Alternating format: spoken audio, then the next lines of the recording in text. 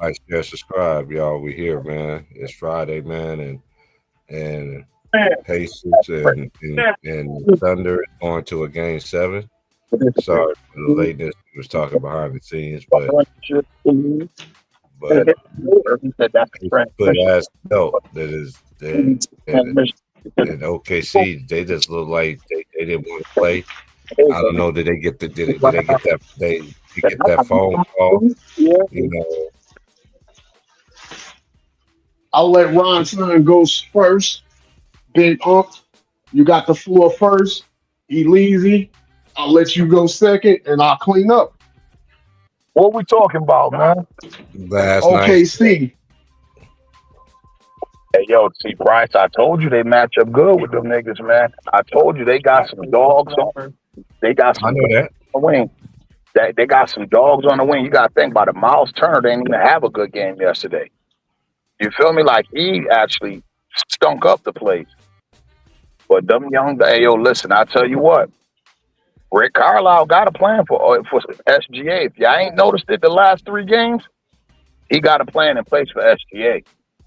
He is not going to let SGA beat them. So if Indiana go back to OKC with that same energy that they played with yesterday, and I gotta imagine it's gonna be the same energy because now it ain't about home court. It's about whoever win this next game, the NBA champions. I wouldn't give a fuck about your home court. We about to come kick y'all teeth down y'all throat. And the way they beat OKC yesterday with the injured Halliburton, OKC might start doubting themselves right about now. They might start doubting themselves right about now, and I'm not going front. I'm one for it. I've been wanting this game to go, this series to go 7 games. Have no dog in the fight other than personally my man Thomas Bryant from Rochester playing for the Pacers. So I would love to see him get one, but other than that, I don't have a dog in the fight. I just wanted to see a great series, and shout out to OKC and Indiana because they ain't let us down, y'all. Them boys ain't let us down. Big market, small market, both of them teams came to hoop, bro. And I gotta tip my hat off. I don't give a damn who wins. I gotta tip my hat to the winner, and I ain't gonna front and to the loser, cause they took this thing 7 games, baby. They took this game seven. They took this thing 7 games, and I think that's what we all wanted to see. We didn't want to see no 4-1 series. We didn't want. We all wanted to see 7 games, and let's see who got it. Right now, it's 1 game left. 1 game left. 1 game left. And I'm here for it. Shout out to OKC. Shout out to Indiana. But like I said, Indiana looked a little bit more primed yesterday. They looked a little bit more primed Uh, yesterday. what I would say to that is that what I saw in the game was when I noticed the first, even when OKC took that lead, I was like, okay, we're gonna see. You know, the games is made out of runs, right? So when Indiana kept, when then once Indiana took that lead, um, and then oh boy, I didn't want to get ahead of myself, but anyway, Indiana they just dominated this game and everything. OKC to me they look distant. They and Chet played very bad. Um, only one that played okay is probably Jalen Williams, maybe, but that was just back against the wall. I didn't expect a beat down like that, but it happened. That what makes it game 7. We can go with what is and what is. We're gonna have a game 7 and may the best team wins. Can I ask Okay, you a question, T Price? OKC, they better wake up, man, because that performance last night. I mean, that's just. I mean, even though I'm still looking at a team, this is just me. I'm still looking at a team that trying to close. Everybody put a lot of expectation on this team, but they trying to win their championship too. I know some people don't consider them a first championship, because of Supersonics, but I kind of understand it from a standpoint. OKC, they haven't won a championship in that since they've been in that city since they don't took that team when the owner of the team got on the radio and sat there and told the fans and everything there that he wasn't leaving, and then he was gone 12 o'clock midnight, and then then everybody ended up finding out, you know, through the news and everything like that. ESPN when they went to the Thunder. Can I ask you a question, T. Price? LK City, man, I don't. Hey, man. Hey, I gotta give. Hey, I said this from the beginning of the series. I'm gonna let Ron talk now. I'm gonna let you answer your question. I said this before the series, though. If Indiana do win the series, they got one trumping card. One, Rick Carlisle. He won a championship, and I also said that I didn't understand for me anyway. You're gonna start your starting five. You're gonna change your starting five in the NBA Finals. You ain't even play a game yet. You know what I mean? Like you haven't even played a game yet, and you changed your starting lineup. You didn't go back into it until Game 4. But what I've seen in this series is that whoever bench outplays and whoever wins the turnover game has won these finals. Now we seen in Game 1 that wasn't the case. You know what I mean? Because you've seen how many turnovers Oklahoma City had compared to the Pacers, and the Pacers was able to walk them down in Game 1. You know what I mean? And then it just went. Then it went to OKC, 2-1. The tie. Then it ended up being 2-1. Pacers, and then the Pacers could have had a chance to had a 3-1 lead. But they want to say, and this I don't understand with people, and I can see the hate on ESPN. I can see the hate through everybody. That's why I don't get on social media, man. I don't pay that jump. I don't let it even go in some of the stuff that they saying. Look, Shea is that dude, man. He is, man. But let this man is building his own thing. I mean.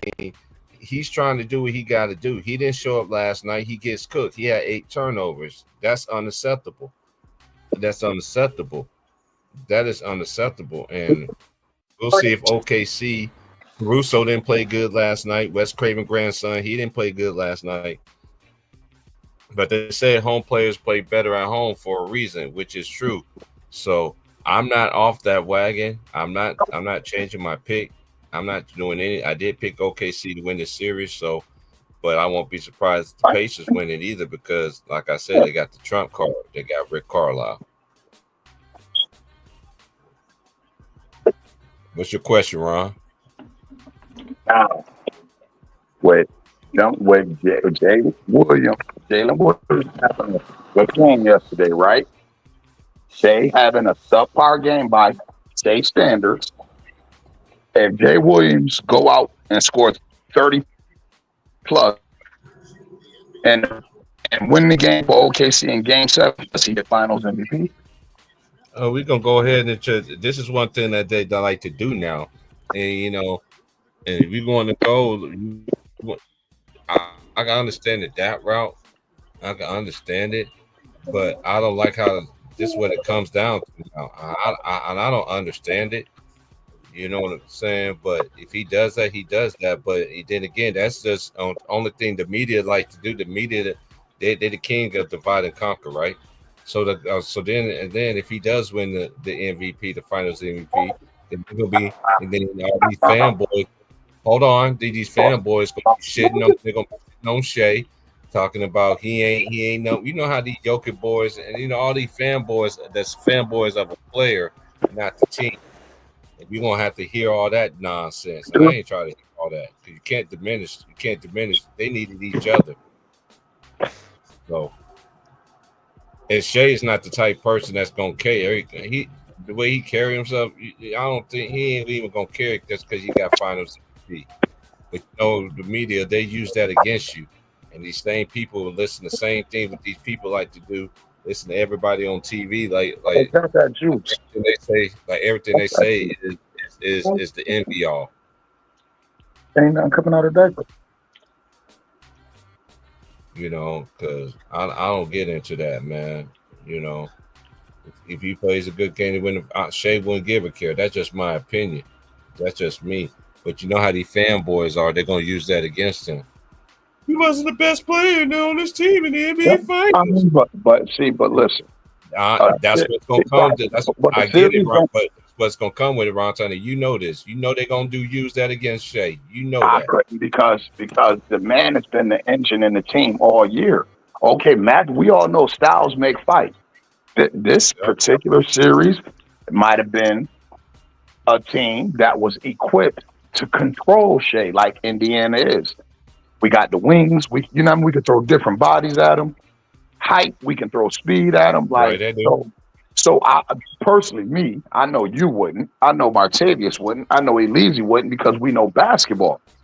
We know who's the MVP of that team. We know who's the best person on that team. Just because Jalen might have a better series doesn't make him the best person. You got the same thing with Andre Iguodala and Steph Curry, with Cedric Maxwell and Larry Bird. You feel me? We all knew Larry was the best player on Boston in '81, but Cedric ended up getting the MVP because he had a better matchup. He had a favorable matchup in the finals where he was able to exploit. That's all that would mean, bro. We know as basketball savants, we know who OKC belonged to. We know who's the engine in that car. And trust me, I would love to see Shea make history just because it hasn't been done since Shaq. You get what I'm saying? So in that note, I'm rooting for Shea because I would like to see Shea get the trifecta. But I'm not going to disregard Shea because Jalen Williams had a great series. I'm not going to disregard what Shea did or what Shea's capable of doing. I'm not going to start saying, oh, that's Jalen Williams' team. No, the fuck it's not. That's Shea's team. Jay just had a better matchup. You feel me? That's all. Nothing more, nothing less. At least not to the real basketball heads. You feel me? Right. I agree with you 100%. But you do know that there's Shea made himself a marked man by the media. So whatever narrative to discredit his accomplishment, they're going to use it. They might do Jalen Williams the same way. Remember, Jalen said he wore number 8 because of Kobe. So they might do Jalen the same way. Yeah. Your goal, Elise. Great points. Shit, I agree with everything that was said, and I'm gonna piggyback on it. I'm probably gonna say it a little differently, but I'm gonna say the same thing basically. But this is the politics of the NBA. You mentioned it with Steph Curry, Iguodala, Cedric Maxwell, Larry Bird. We could go Jason Tatum, Jaylen Brown. Last year, we can go. We can keep it going if you really want to. If you really want to, like, keep it 100, bro. Kyrie should have won MVP over LeBron. Like, let's just keep it 100. Like, you feel me? So I believe that too. I've been saying won it over Isaiah Thomas. Yeah. You got two Kobe guys, Jalen Williams, Shea Gilgeous. If y'all have been noticing what they've been trying to do, they're not going to let Shea win the Finals MVP. He already got regular season MVP, Western Conference Finals MVP. That's where it stops. Because he should have won MVP last year over the Joker, if we going to keep it 100. Like, best team in the NBA, first place, best player in the NBA averaging 30, and then he did it again this year. What was different from last year? Like, it don't even make no sense. He should have won back-to-back years. Just like when they gave one MVP to Joel Embiid. To the Joker, when we know Joel Embiid should have won the MVP over the Joker that year. It's politics, bro. They're not going to give Shea his just due. Shea is the best player on the best team. But guess what? Have y'all been noticing how they've been trying to pump up? See, yesterday was the nail in the coffin for Shea Gilgeous-Alexander's MVP chances.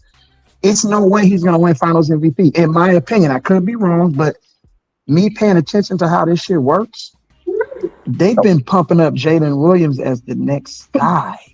Have y'all been paying attention to that? He's in every interview after the game, mid-game, post-game, halftime, and his numbers have been consistently good in these playoffs because every Batman needs a Robin. You get what I'm saying? So if you look at what's going on, they're pumping up Jalen Williams. See, if y'all been paying attention to how he answers the interview questions, Jalen Williams hates the media. I don't know if y'all know that or not, but he loves to give those Marshawn Lynch type answers. It's just are those Greg Popovich type interview answers to those questions. When Lisa Saunders interviews him, because I've been paying attention. See, I pay attention to the shit that nobody really pay attention to. Well, I'm not gonna say that nobody. I know a lot of y'all pay attention to the same things, but I always like to go to the game within the game. You get what I'm saying? All the extra stuff, not just focusing on the basketball part of it. But when I watch him give Lisa Saunders and he answered a question and he just answered it with one word, and she was like, "That's it." And I was just like, "Well, what else do you want him to say?" That's really what it is. It's not like he's trying. They want him to give these prolonged answers. And that's what he's been doing lately, because when they asked him, he said in an interview, after he gave Lisa Saunders that short answer, he finished that interview. The next game or the next couple games came, it was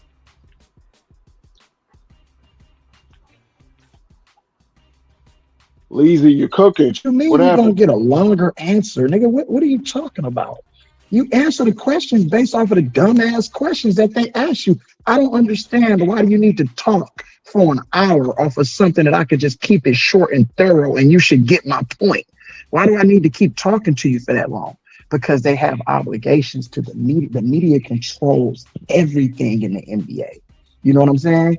Period, point blank. So they're pumping up Jalen Williams. This is a whole situation, bro. Jalen Williams will not be on the Thunder in the next 2 to 3 years. I promise you. They're pumping him up so he can move on and hopefully have his own squad. Like, you know what I'm saying? That's how they're gonna split up, you know what I'm saying? Shea Gilgeous-Alexander. They're gonna split up this OKC team. This OKC team has the potential to win multiple championships. I could see them going one and done, just like Milwaukee and Denver. You Because remember, remember, everybody thought Denver and Milwaukee was the next ones. They're going to dominate the NBA for years to come. That's not the way this NBA works. This is a whole nother type of NBA, bro. if you go back, listen, if you go back, Easy, remember when I said, man, OKC built their team the right way. You feel me? I said, and with this new CBA, I said it's going to be a damn shame they don't get a chance to establish their dynasty, because they're going to break that team up. You feel me? Yeah. And right now, I've just seen the writing on the wall. I've been paying attention to the little stuff, though. right You know what I'm now, saying? Yesterday sealed Shay's fate. OKC will win the series for sure. There's no way they're going to lose this series. They're a clearly better team than Indiana. Can Indiana compete with them? Yes, but Indiana has the weaker defense out of the two teams. OKC has held a lead of 15 points or more in every single game except for yesterday, and they started the game off before my power went out. They started the game off 8-0, and they looked like they was finna go on and blow them out, and then all of a sudden they started playing weird. They got up 12, Elise. You're right. I swear to God, they would not let OKC get out that 12-point box, bro. It looked like to me they had a phone call. But go ahead, Martavian. Look, everybody, it's Friday. I love the energy of this panel. Elise, damn, you hit me with a couple of good left and rights in your cook session. Made me have to think about everything. It kind of make me go back to 1996 against the Seattle Supersonics, where the Bulls could have swept the Sonics, but the narrative when they dropped 2 consecutive games to play on Sunday on Father's Day, to win it on Father's Day, you kind of had the feeling that there was no way in hell the Sonics were going to force a Game 7 on Father's Day, especially after what Michael Jordan went through. Exactly. Looking at that game yesterday made me feel like they want to win in OKC on Sunday. That's the first thing that I thought to myself. Now, I could be wrong, but that's the way it looked. It looked like they laid down for Game 6 to win it in Game 7. And not only that, if they lose, they won't be like Milwaukee. They would end up like Phoenix with Chris Paul, having the best record having the best record for probably 3 seasons and 0 championship to show for it. I hope that doesn't happen because yes, they built the team the right way. We just sat up there and gave Sam Presti his flowers early this week with how he builds teams and doing it the right way, and he's setting his franchise up for success rather than what we've seen other teams do, either selling their teams or getting other ownership groups in. He's actually setting them up for a 8 to 10 year run. However, now is the time because you're not guaranteed that you're going to be back to the finals. You're not guaranteed that you're going to have 68 wins. You're not guaranteed you're going to have the same team, the same core. So the scary thing about game sevens is it's anybody's. It's anybody's. They can catch you slipping. And next thing you know, you're looking at why didn't we win in game 6? Or you're looking at why didn't we win game 1? Because if they'd have won game 1, there would have been no need for game 6. So this is Ron, you hit it right on the head with a 8-pound sledgehammer.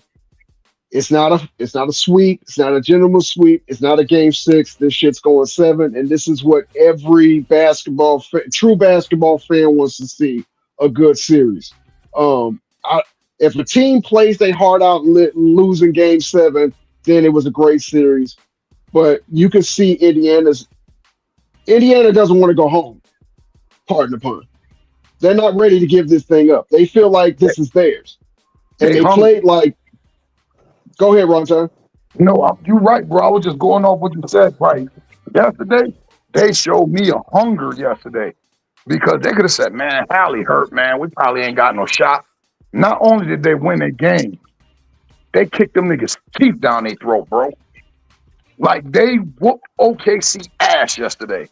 OKC came out with that strong little punch, and Indiana settled the ship, and goddamn it, TJ McConnell and them went to put in foot the ass, bro. And you know what it remind me of? That Miami-Dallas series when JJ Barrera came in off the bench and Miami had no answer for him. Same thing with TJ McConnell, bro. OKC do not have an answer for this little motherfucker, yo. He gets in and he changes the game drastically. Shout out to TJ McConnell, man. That white. I'll tell you all about that Indiana Pacers squad. They're built exactly like that damn Dallas Maverick championship team. Yeah, the same way. I'm starting to see that either more and more because I mean, how many people really, unless they on TNT playing a good team, how many people actually was going to tune into a Pacers game this year to study their team if you're not a diehard Indiana fan? You get what I'm saying? But now that I've been able to watch them consistently for 6 games, and Indiana is a basketball. That's a basketball town. Yeah, and I said, damn. I said, this motherfucking TJ McConnell giving me JJ Barrera type vibes. You feel me? Yeah. And you got to look at how the rest of their roster, how it's constructed. You can match up player for player on that Dallas team to this Indiana team. Rick Carlisle's the common denominator, like T. Prizzle said. Hey, yo, and I got to retract the statement that I said. You feel me? Because I'm one of them dudes who I fucking hate Gonzaga players. I like they be so good in college and don't be shit in the pros. But that goddamn Nembhard, that bitch a dog. Yeah. And his brother used to play for Creighton. I like Jalen Suggs. Am I correct? Am I correct? His brother went to Creighton, then he transferred to Gonzaga. And then he transferred to Gonzaga, right? Yeah. His brother's a whole lot shorter than he is, though. Yeah. Hey, yo, for some reason, and then you know what? You know what else? You know what else I said to Doe Ebezy, Martavius, T. Price? This motherfucking Rich Carlisle coaching his ass off, yo. I said, Carlisle coaching his ass off, bro. I said, this nigga got a plan for shit. I said, man, this man prepared. I said, he's a hell of a coach. He let that game go too, though. He know he tricked other than that one game, though, that game 5. He tricked off game 5, though, man. Other than that game 5, man, he did trick that one off, though, man. He should have kept TJ McConnell in there in the game instead of Halliburton. I think he realized that too. He fucked that up. Like, damn, Holly couldn't give me nothing, and TJ was giving me everything. And remember, he didn't bring him back to like 3 minutes left in the fourth quarter. I know Carlisle said my mistake. I So should. who, if Indiana wins, who wins Finals MVP? Pascal, Hallie, or TJ? I say T.J. McConnell. Say TJ That's McConnell, crazy. bro. The NBA will suffer if that happens, bro. I'm just keeping it I on. don't think they will. I get it. Elise. TJ McConnell Finals MVP. Hey yo, but It's not like Chauncey Billups, bro, or like, you know what I'm saying? One of these other players. We talking about TJ McConnell, bro. Like, real talk, though. He's not Iguodala status. I know. Like, really? It's easy, but Come on, man. listen, being a pure hoop fan, as you are, who has been the most consistent player for Indiana this series? Yeah, he has, bro, but he's only averaging like 8.7 points a game. You Shit, could get Iguodala Finals only MVP averaged with like- those numbers? Didn't Iguodala only average like 12 the year he won it? No, Iguodala averaged like almost 20 off the bench. I thought he averaged like 12 points. I may be wrong. Nah, he put up almost bro, off the bench. Okay. Like, he was on Okay. some Kawhi Leonard type status because Bro. Kawhi only averaged like 17 and won it. So, Okay, bro. You know, if you tell me, I go with it. If it come out your mouth, I go with it. but what it's would that about look the like for the impact. league? And they'll be like, so you got all these MVP type players, and you let this nigga win a Finals MVP when Tyrese Halliburton and Pascal Siakam are the best players on the team? I mean, I just think it'll be a bad look for the league, bro. it would be. Hey, yo, but at the same token, we all knew Dirk was the engine that drove Dallas. But we all know JJ Barea and Jason Terry won that series against Miami. You feel me? Yeah. Everybody know it was them two that won a series against Miami, even though Dirk got the MVP because Dirk was the best player. We all knew Dirk was the best player. But And Dirk played pretty well in some of those games where he closed out the games down the stretch. He averaged like 24 that series, right? Yeah. So, I mean, it makes sense. Yeah, that's finals capable MVP, but then I look at it like, That's damn, crazy, though. I seen Steph average 27, 6, and 6 and not winning. You feel me? Yeah, TJ McConnell been in the league for a minute now, bro. Undrafted. But Out of I have Arizona. to No, he was disagree. drafted out of Arizona. He wasn't undrafted, I don't think. He was drafted, I thought he out of was Arizona. undrafted. He was drafted. No, he was drafted. Okay. He was good in college, bro. Like, he was that dude in college. He was the version that you're getting right now, he was younger. So he was more quicker, more explosive. He shot more. He was, I think, hold on, did DJ McConnell win player of the year though, bro? In college? I gotta look him Or up. Pac-10 player of the year? Let me talk to you, Elise. Hey yo, I was right. TJ McConnell went undrafted, y'all. Coming out of Arizona, he was undrafted. Was he? Yeah, But see, that just goes to prove what I was getting ready to say. I don't think that will be bad for the league. I actually think that will encourage the league. Why? Because you show that a dude undrafted hustles his ass off and was able to turn around a series that you were down 3-2 to win 2 straight on the road, and you were the spark plug and the main reason why. And everybody knows that if you stay in that game in game 5, chances are y'all win that game. That's a fact. And that's what I said. I said, why he didn't come back with McConnell? I said, McConnell was cooking these motherfuckers. I said, but I get it. I'm going to stick with my star. And I just brought him back too late. Because if you remember, Carlisle brought him back with like 3 minutes left. And I know Ricky was like, damn, I should have gotten back with 7 minutes left. Right. The momentum was already in OKC's favor. Me and T Price and me and James was talking about that. He should have kept his hot hand and just rolled into the wheels fall off. That's a fact. But check this out, y'all. You mean to tell me that they can? But hey, real quick, you mean to tell me that they can shut down? They can stop Jamal Murray. They can stop Ant-Man. They can stop Ja and all of these different players, but you can't stop TJ McConnell. That right there, that would be bad if we go into the NBA Finals saying, Alex Caruso, you can guard all these, you can guard the Joker, but you can't guard TJ McConnell. That makes no sense at all. There's just certain players that have certain teams' numbers. Okay. Hey yo, once that I've seen Aaron Brooks get off on Dallas. Hey, yo, And he think was the about shortest player Yeah, on but Aaron Phoenix Brooks and was on that. Houston. Aaron Brooks was one of them dudes, though. yeah, Aaron If I'm Brooks is not tough to mistaken, pick. is that another Arizona guy? Where? Hold on, No, where? he went to Oregon. He went to Oregon. Aaron Brooks didn't go there. He went to Oregon. He went to Oregon. Oregon. That's right. My bad. I knew it was a Pac-12 though. He went to Oregon. You're right. He Think could about shoot. this. He was ambidextrous. He could shoot left hand and right hand. That's a fact. And think about He this, was y'all. tall, though. Once TJ McConnell swerve his way Quick to as that hell. free throw line, it's a wrap, bro. Once that motherfucker get to that free throw line and get the heads in and going up under people, man, they don't know what to fucking do.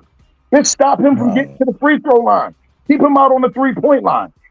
Do they pay attention to the scouting report? That's what I always say. Do they? Hey, yo, but that be that catch because a nigga like TJ McConnell ain't even on a scouting report. True. You know who TJ McConnell really reminds me of? And it's gonna probably go over a lot of people's head, but not really.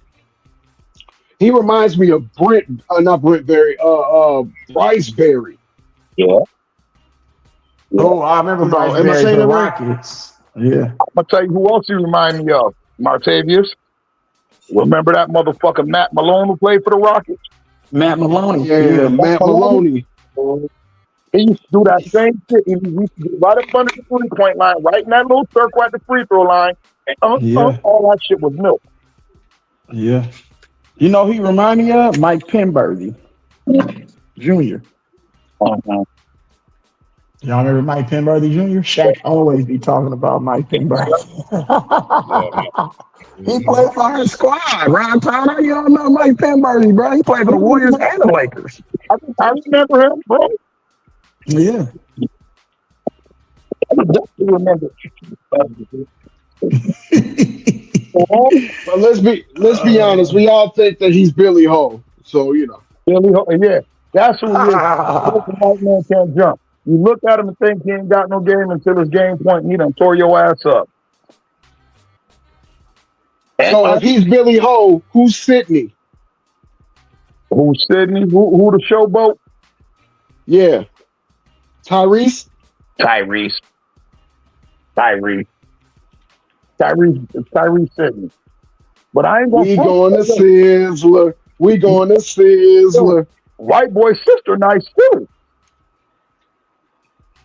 His sister playing the WNBA this year. His sister nice too. Oh, I cool. know Yeah, his sister nice too.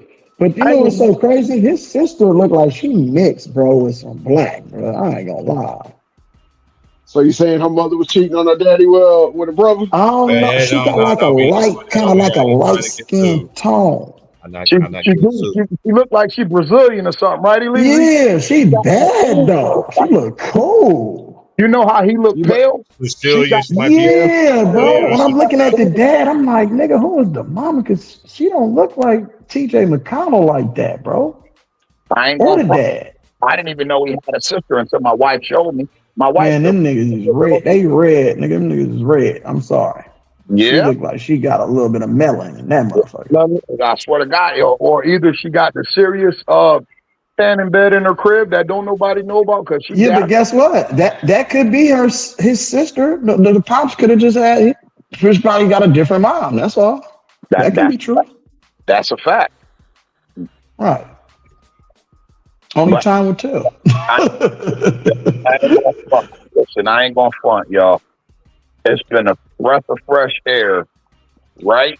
It's been a breath of fresh air watching the finals, getting to know some of these young boys and not having to hear Kevin Durant, Steph Curry, LeBron James, Kawhi Leonard. You feel me? Like Facts.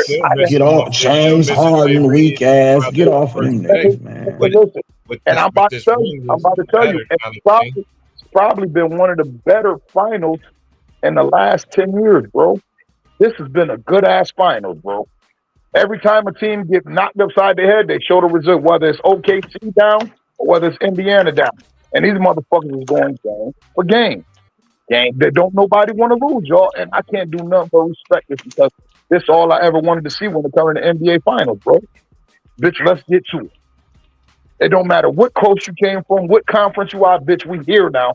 Let's get to it. My team better than yours. And I'm telling you, bro, there's not too many people outside of probably realistic, logical, diehard Indiana fans that seen this thing going past more than 5. Everybody had OKC stomping these niggas out. You feel me? Yeah. Everybody I know had OKC stomping these niggas out. But I didn't have them. I told y'all they would win in 6. I really thought they was gonna win 3 in a row after going down 2-1. But I did pick OKC to win the series. But I also, me and T Prizzle, and y'all, we can go back to the archives. I said I wouldn't be surprised if Indiana won the series. That would be a shocker to me. I still feel OKC would win, but I wouldn't be shocked if Indiana won. To be honest with you, you talking as if you were casual, bro. You talking as if you were casual. Us basketball heads, and even T Price tell you. I said, bro, this shit going 7. I told him that before the series even started. I said, bro, I thought it was going 6 though. I said, listen. I said, bro, you have the number 1 offense versus the number 1 defense. This bitch got to go 7. Right. You feel me? Like, I'm like, shit. Niggas talking that shit. But let's just be honest though. It shouldn't have went 7 because OKC should have never blew that lead, bro. They blew a 14-point lead with like less than 3.5 minutes left. You cannot lose that game. Period. I also say that Indiana should have never won a game that they had 24 turnovers in. And that was the game where they had 20-something turnovers. And so both of those happened. A team blew a lead in which they forced 24 turnovers. That never happens. That hasn't ever happened in the history of the game, according to the numbers, the stats. And I'm sitting there looking at it like, if you remember me saying, I said, man, I ain't respect Indiana Eastern Conference Championship. Appearance last year. I said, because every team that they played, their star player was hurt.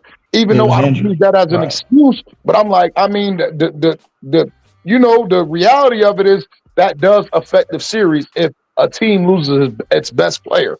I don't care what you say. That's just the reality of it. We're not going to use that as an excuse, but that's the reality of it. You feel me? Series shifted if the team loses its best player. And guess what? The Knicks did the same. The Knicks should have beat Indiana. They blew hella games in that series. Hey, yo. And if you listen to me, Elise, I said New York won't win shit until Jalen Brunson decide he want to be a point guard, bro. Instead of trying to be a 40-point scorer, because I'm like, bro, you got niggas on your team you got 3 niggas on your team that can average 15, and 1 other nigga that can average 25 easily. Yeah, but that's coaching though. That's coaching. Right, but I mean, I can't. That's what's the name? He's not Rajon Rondo. That's one fucking. That's Tom Thibodeau, bro. Hey, yo, but I don't even think it's Tom Thibodeau. That's the fact that nigga daddy run the team, and that nigga daddy built the team, and he built the team specifically for his son. You feel me? So Tom Thibodeau, how you let somebody else run your squad? Have some balls, nigga. At the end of the day, I'm only the coach, y'all. Y'all see what I can get. I can go to the Eastern Conference Finals, and I can get fired, nigga.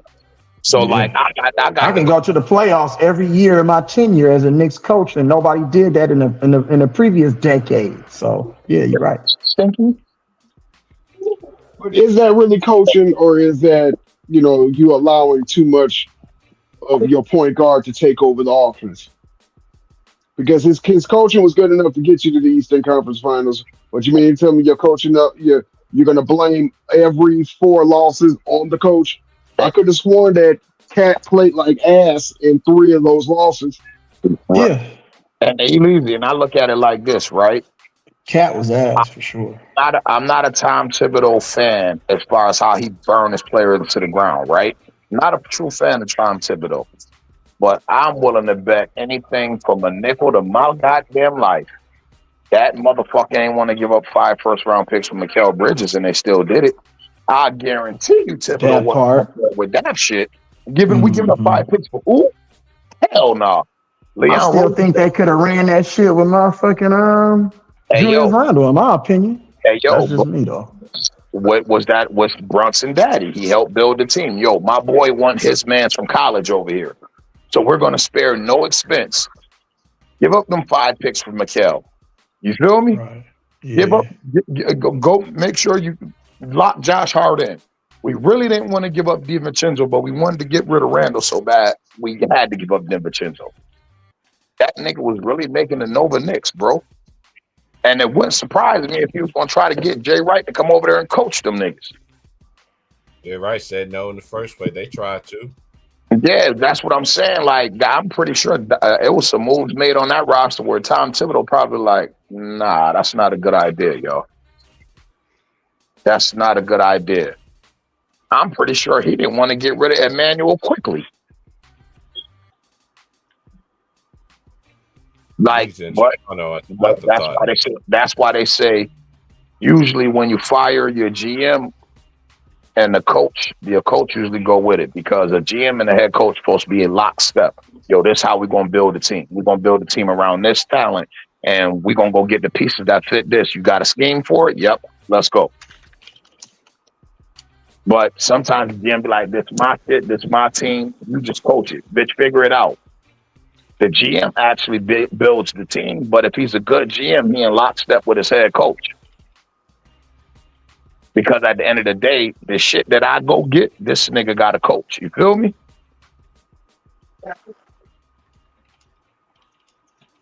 I'm a defensive coach, but you go get me 9 guys who ain't got no lateral movement. Bitch, we not on the same page. You want to go by this 3 and just live by the 3, die by the 3 shit. No, I got other steps in my process. But I can't put my plan down because I ain't got the right tools to build it. It's like you telling me to build a car, but all you gave me was a pair of vice grips, bro. Right. I ain't gonna be able to do but so much. I don't have the pieces I need for my shit. This the pieces you want for your vision. And that's usually when most franchises fail, when the head coach and the GM not on the same page, bro.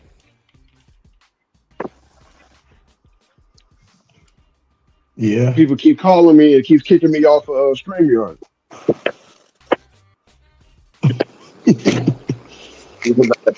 People got to be cognizant of that too. You feel me? Like, that GM do a lot, that he could do a lot to hinder a head coach. You feel me?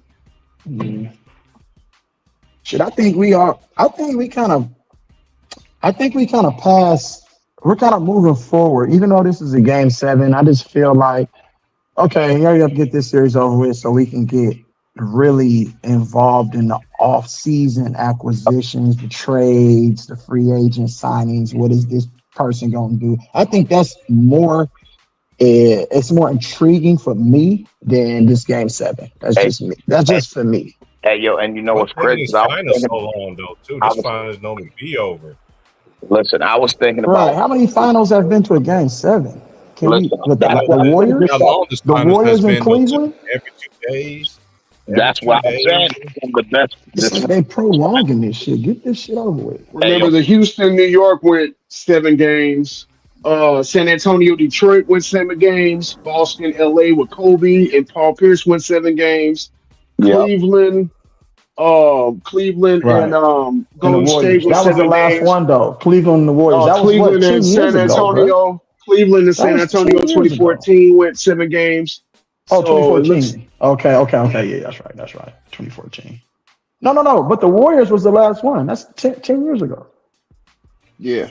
Well, more about 8. 8.5, 9. That's crazy. That one right there made me the GOAT ass nigga. Right. But rings don't matter. Come on, man. Nigga sound retarded. Every time nigga open his mouth. I want my damn respect ass nigga. Give me my respect. Give you respect for what? For winning a ring, which you said doesn't matter? Come on, man. It don't make no sense. It's about damn time ass nigga. It's about damn time ass nigga, but rings don't matter. It's crazy because I don't want to end up like Charles Barkley ass nigga.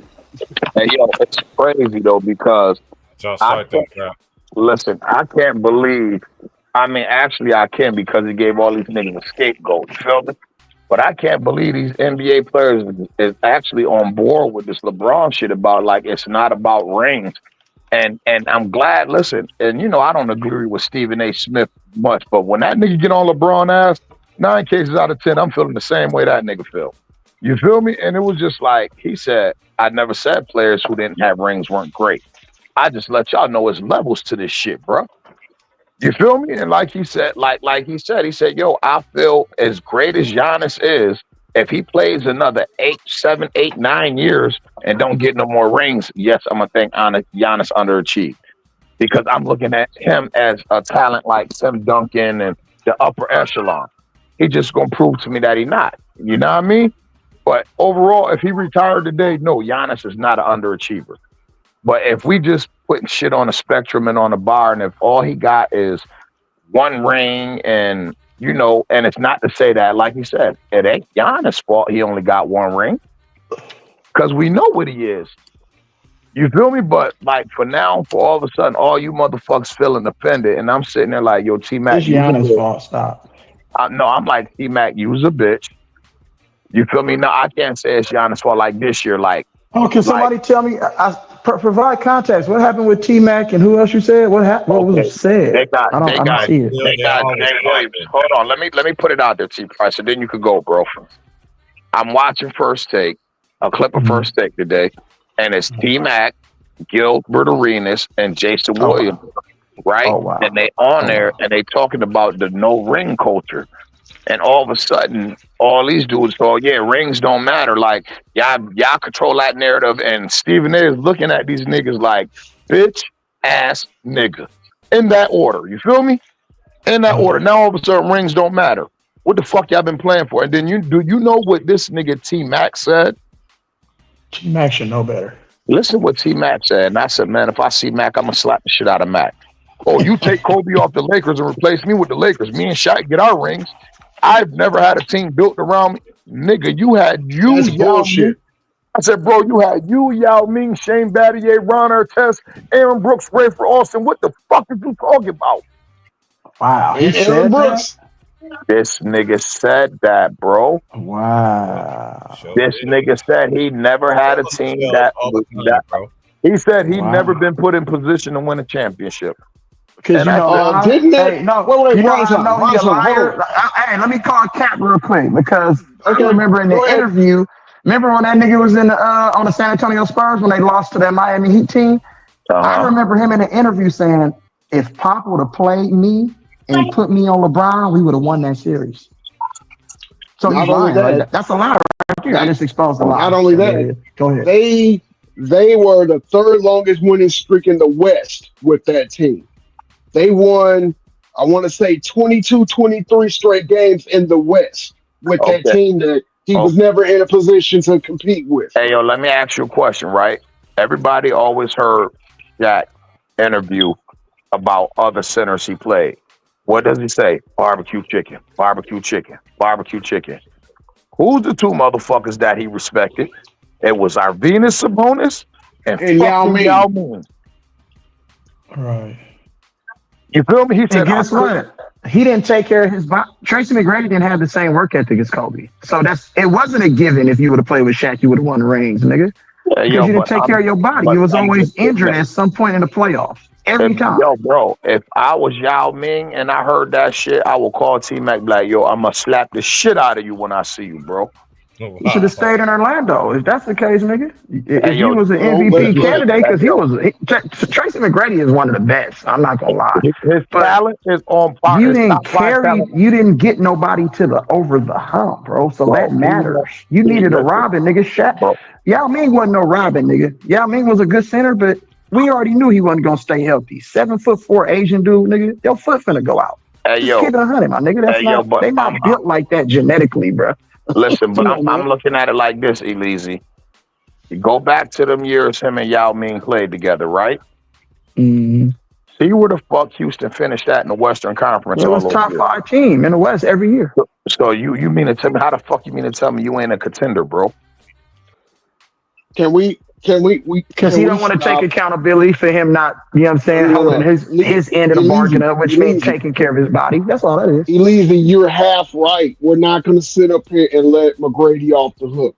That team that won 23 or 24 straight consecutive games in that year, they lost to Dallas because they dropped every home game of that series. Every home game. Yeah, I remember. It kept. They went down 0-2. They tied it up, by winning both games in Houston, then dropped Game 5 at home, then won Game 6 in Dallas. I mean, then lost Game 7 on their home court. And you want to know the number one thing that the commentators was talking about? Tracy McGrady needed to improve his defense, and he never did. You off your mouth. So we can't sit up here and act like revisionist history and want to sit up here and say Tracy McGrady just did what LeBron James did, trying to lie and make it seem like we wasn't there to witness what we witnessed. Okay, all right. They kept losing to teams they should have beat. He never been out of the first round. Hey, yo, guess what you got? Guess what you got? If you got Shane Battier, Ron Artest, Yao Ming, and all these dudes, guess what you got? You got contender team. You got what Kobe had in 08, 09, and 2010, bro. You feel me? Like, I guarantee you, if you swap Kobe out with that fucking Houston team, with that Ron Artest and that Shane Battier, niggas who about to D the fuck up, and all I got to Easy. Listen, and all I got to go do is what I love to do, get buckets. Hey, you forgot that nigga Kobe was finna fuck the whole NBA script up with that against Phoenix, and then they told that nigga to stop shooting. When has Kobe ever in a game not shot the basketball? Come on, man. Hold on. You should have taken Snoop Parker and Chris Smith to the finals, nigga. Do you know what that means, bro? Listen, that's one of the blemishes that I hold against my man. And that's my favorite player. I know the politics of how this shit work, nigga. Somebody pulling all these strings behind the scenes, bro. I was just telling my son this shit earlier. All of this shit, nigga, is being ran behind the scenes. These players don't. Well, let me come off the top rope. Let me come off the top rope. You do know the Chris Paul trade was not the first trade that was vetoed in Kobe's favor. You do know that, right? Because before Jason Kidd went to the Nets, he was supposed to go to the Lakers. Actually, his preferred destination was to be traded to the Lakers. You mean not in his favor, but not in his favor. You know what I'm trying to say. Yeah, I just wanted to make sure it was clear for the audience. Hey yo, and listen. Okay. Hey yo, and listen. And when I talk about Kobe, and I be like, yo, I will never forgive that nigga for what he did against Phoenix. And niggas is like, what? I said, he let the media and outside voices dictate how he was going to perform. I said, listen, everybody's saying Kobe shoot too much. He shoot too much. And Kobe said, let me show y'all what happened when I stopped shooting. And again, when he only took one shot in the second half, he was trying to prove a point to everybody else. And I said, I understand your thought process, Kobe, but this he proved a point to Phil Jackson, punk ass, who wrote the book. That part. No, if you remember, Phil was part of it too, bro. Let's keep it on. But if you remember that specific year, everybody was talking about how much of a ball hog he was. And in that particular series, Kobe was averaging like 24 shots a game that series.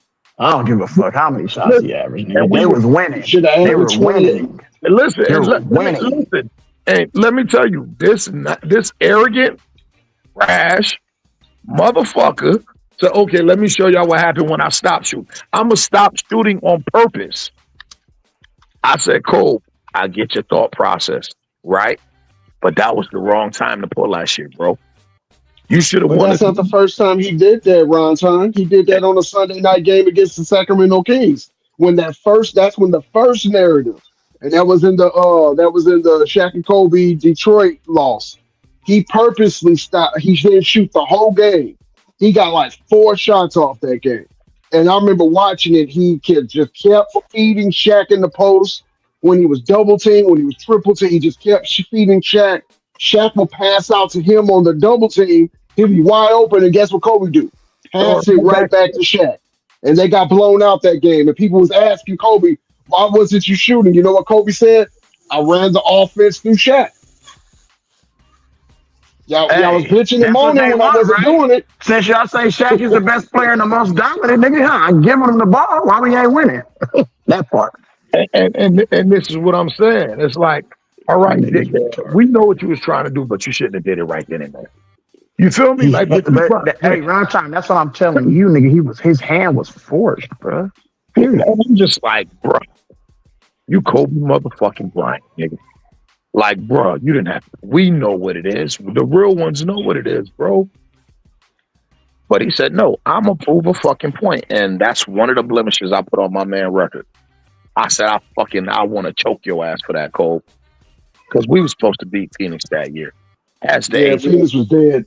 As the Dead eighth. in the water. I couldn't stand fucking Phoenix. They gave 2 back-to-back motherfucking MVPs to Steve Nash just so they can motherfucking hate on Kobe and his resume. You know what I'm saying? Can you imagine if because what do they bring up in the GOAT argument? LeBron got more regular season MVPs than Kobe. No shit, Sherlock. But illegal. But Come on, illegal. man. If the finals don't matter, finals MVPs don't matter. Right.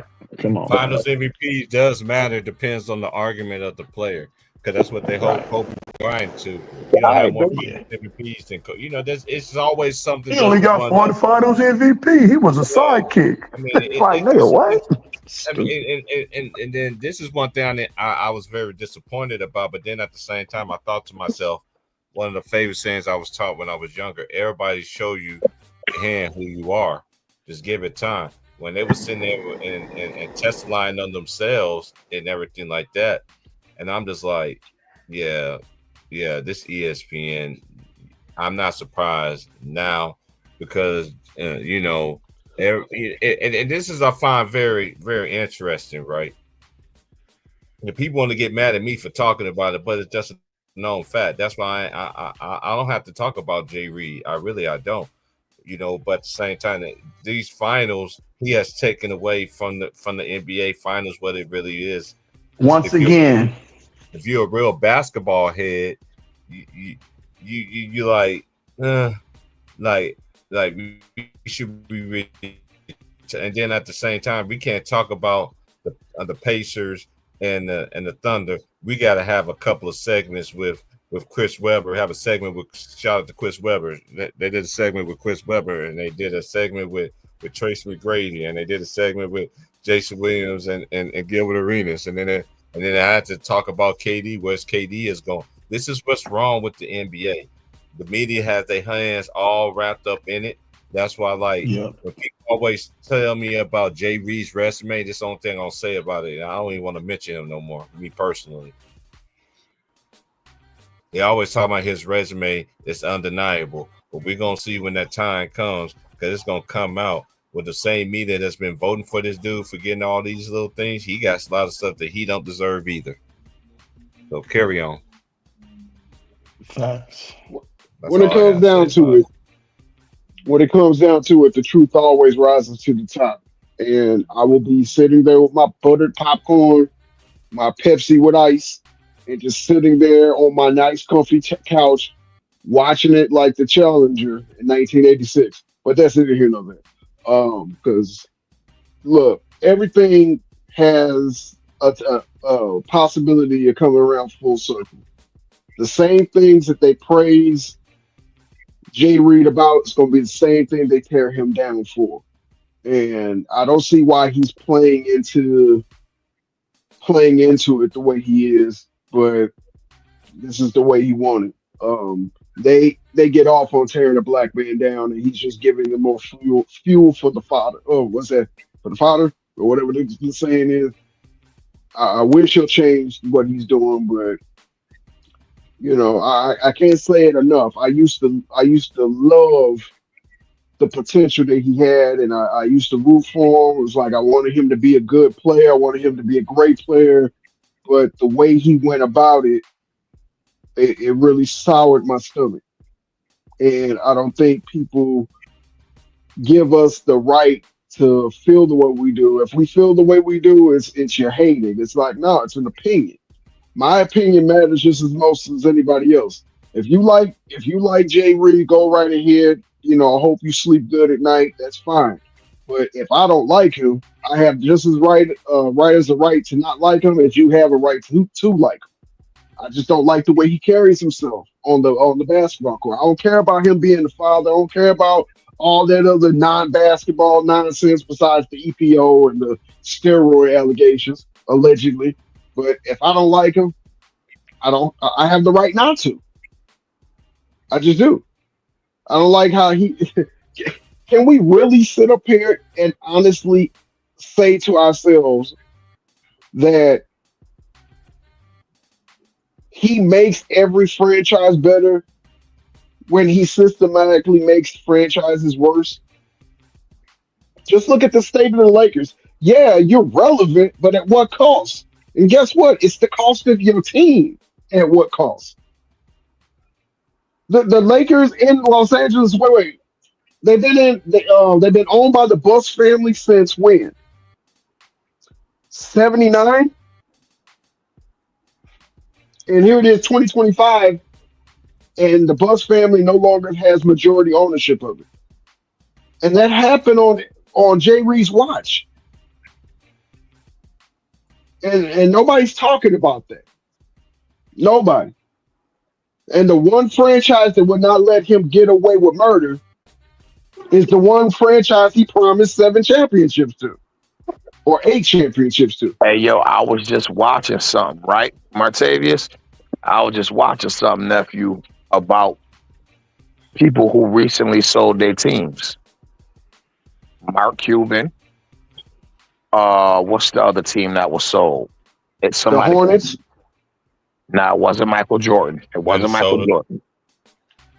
What? Okay. Minnesota's It might have been the owner. If anybody know the owner of Minnesota name, that might have been the guy. Mark Cuban, and now the Lakers, right? right? Who was Genie two best friends of the owners? The guy from Minnesota and the guy from Dallas, Mark Cuban, right? No, regardless of what, I just found out that those 3 had an alliance with each other. They was always going to vote with each other. That was her owner homies. You feel me? Right. Mark Cuban gave the reason why he sold the Mavericks. It's because the way the NBA's headed. You're not going to be able to be a mom and pop organization anymore.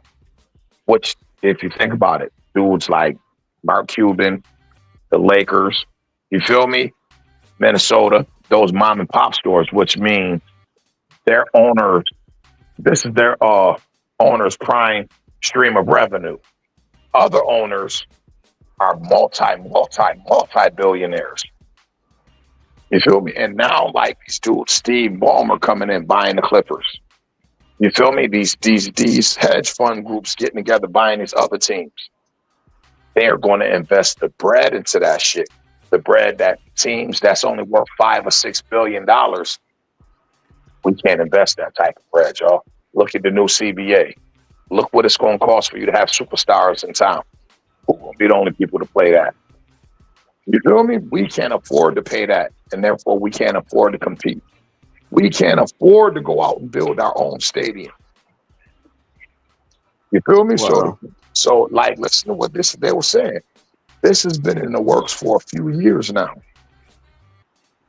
You feel me? They informed LeBron before the year started that, yo, we about to sell this bitch. Think about what the fuck she did, right? Got out right at the right time. Got paid the highest for any Northern American sports franchise in the world. She just cashed out. Each one of her siblings just got $1 billion off this sale. Think about this. She just made each and every one of her brothers and sisters fucking billionaires for selling a majority stake. Now we can go on because we can't afford to play this new NBA. We don't have that type of money. We don't have Steve Ballmer money.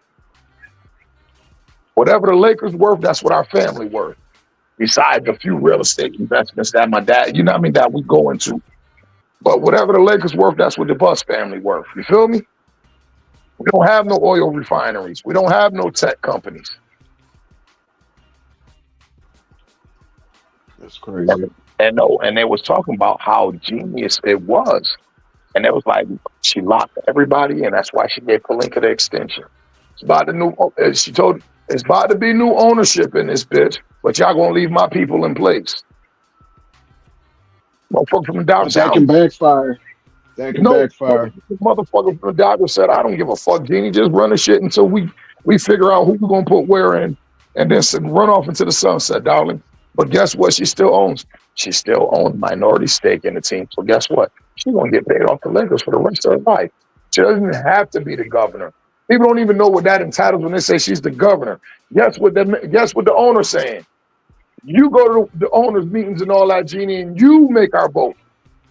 Oh, so yeah, she's still saying what's going on with the Lakers, but she's not on the day-to-day operation, basketball operation. She on the big program operation, which that's what Jeannie is best at. Getting motherfucking money. You feel me? She's a hustler like her dad. If anybody knew their dad, nigga, Dr. Jerry Buss was one of the biggest hustlers in the world. I gotta get a couple dollars. He had a hustler's mentality. And he showed his daughter the game. And guess what? A team he bought for 60. Well, he actually bought them, the Kings, and some other team for 67 million back in 79. 67 million. You sold that bitch for 10 billion, bro. Yeah, I can't argue with those figures. I really can't. Like, this has nothing to do with LeBron.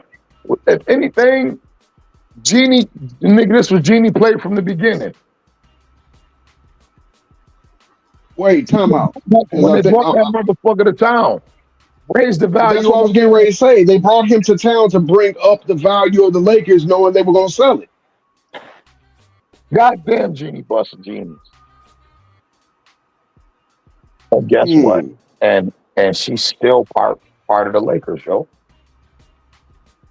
Nigga said, man, and she listen, man. If y'all ever watch that Showtime, he has been a part of the Lakers organization since her daddy had it. Her daddy made sure she knew every aspect of that business. Started her from the bottom, ticket sales, and showed her every part of the fucking business. That's why he said, no, she gonna have the final say so, because she the one who know the game. She knows the Lakers in and out like nobody else, bro. And it was always the business side where she excelled. And check this out, Ron Time. It comes back full circle, because even though Magic Johnson stopped working for the Lakers, he's still part of ownership now, because he's got an ownership group with the Dodgers, who is the same guy that bought the Lakers. Bro, did you listen, bro? Like, people get shit misconstrued. You feel me? There is no breaking Jeannie Buss and Magic Johnson's bond, bro. They're fucking brother and sister, my nigga. They're brother and sister. Even after Magic walked away, did you see the interview she gave when they had the first? She said, I called Magic.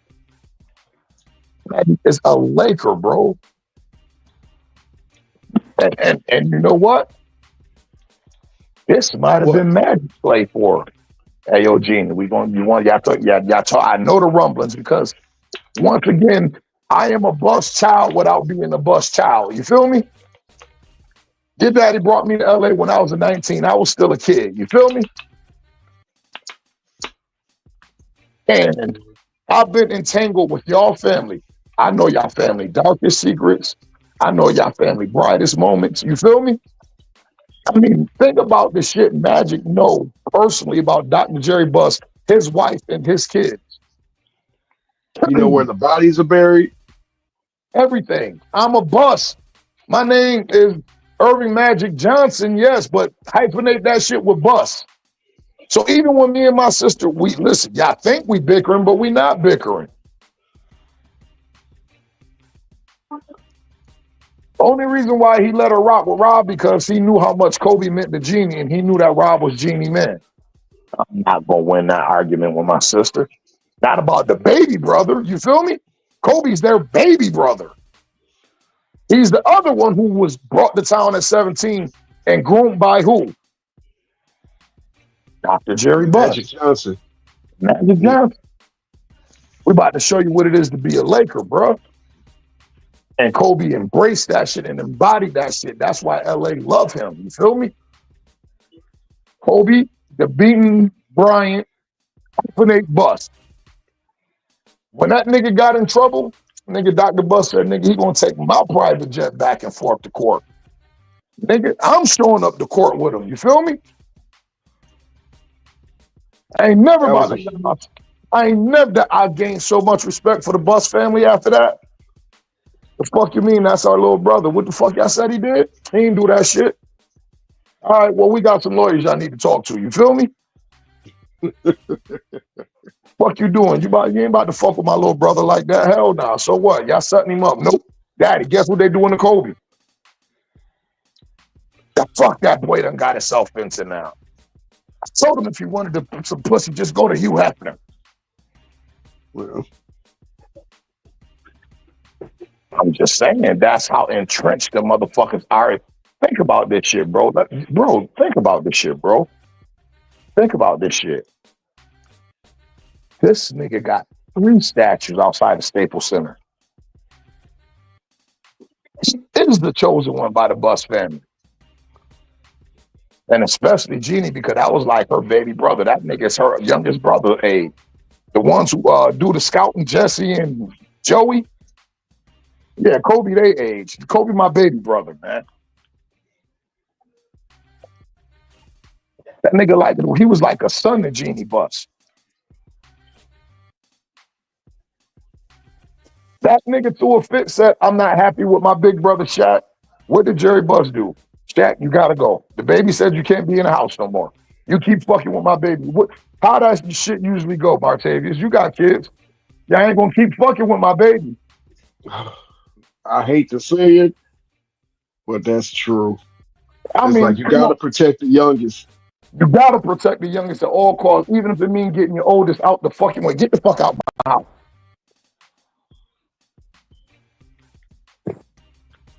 Hey, biblically, who was Jacob's favorite, the youngest, Joseph.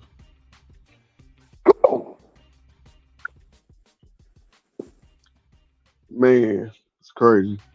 But you speaking facts.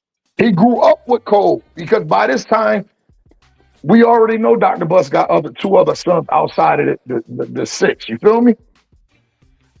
We already know that. They part of the family now. You feel me? Who era you think they came in on? Kobe's. Those Cole guys. You mean Kobe? That's why. Kobe said, that's why. I'm sorry. He said, Kobe didn't need Pelinka to negotiate no deal for him and ever with us. Why? Because he was always going to get the most money we could always pay him, regardless of what. That's our baby brother. He was going to get the most, just like how you see how SGA fired his agent. There's no negotiation. We're going to give you whatever you ask for. You don't even need him to take 3%. Right. And the crazy part about it, Kobe said, yo, me and Rob had a number when we went in negotiations. Me and Rob had a number that we was going with. He said, Jeannie put a number on the table and said, yo, that's what we giving you. He said, guess what? It was higher than the number we came in with. Ain't nothing to talk about. That's what we giving you. Jeannie Buss said, yeah, we went in salary cap hell for those 2 years for Kobe because that's ours. That's how we treat ours. Guess what? We may not win a championship, but we gonna have the biggest goddamn gangster party for our baby brother. Yo, Kobe said you shit up the last game. We need 50. Kobe said, I'm gonna do you 10 better. I'm gonna show these motherfuckers what the Mamba was. What Luther said, if only for one night. Get your ass out of here, Roger. On one leg, too, by the way. Hey, yo, I'm talking about they showing the crowd, bro. You got Jigga Man, you got Denzel, you got people you got the Utah Vince. Gordon Hayward was like, yo, bro, I was trying to play defense on that nigga. He went into Mamba mode. And then you want to know what and then you wanted to know what the last challenge was, and I find this out by paying attention to interviews, right?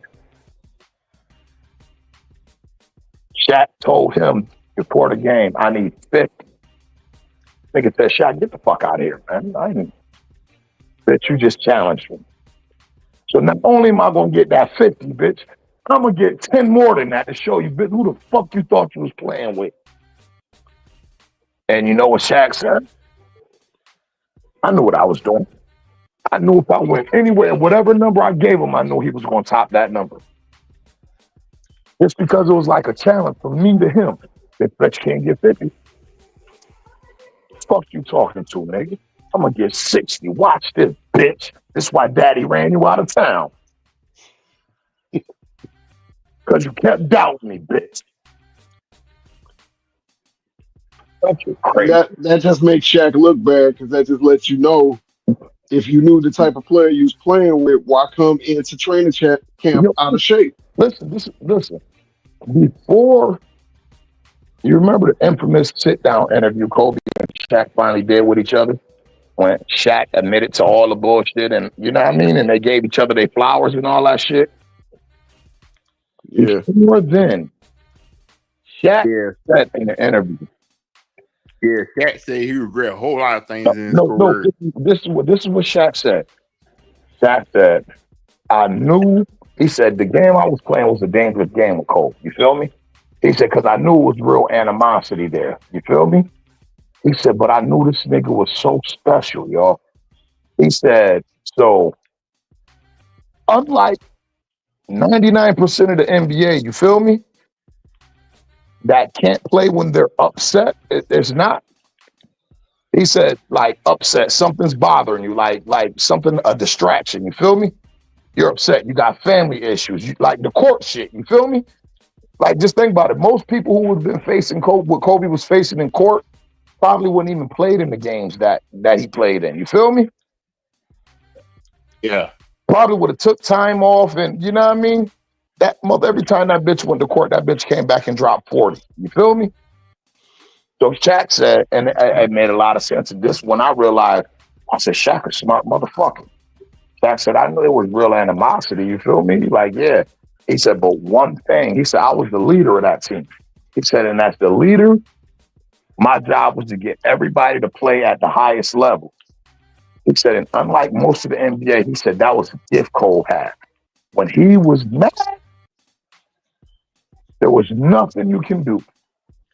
He said, so I would go in the locker room and I would start arguments with him just to piss him off. He said, I might walk in the locker room and be like, yo, don't nobody get that nigga the ball, throw the ball to me. He said, because I know what I just said just pissed him off. And I know they about to get it. He said, half the time there wasn't even no beef with Cole. I would just do shit to piss him off because unlike no other player, he performs better when he's angry. He said, he said, my job was to make sure I pissed him off. He said, even if it cost us our personal relationship. I said, damn. I said, Shaq Confucius for real, you feel me? I said, Shaq went deep into that shit. He said, yo, listen, 90% of the arguments, fights me and Cole had, I started. He said, but I used to start shit on purpose with him. He said, because unlike 99% of the NBA, he plays better when he's angry. When he's angry, he said, there's nobody in the world gonna do with him.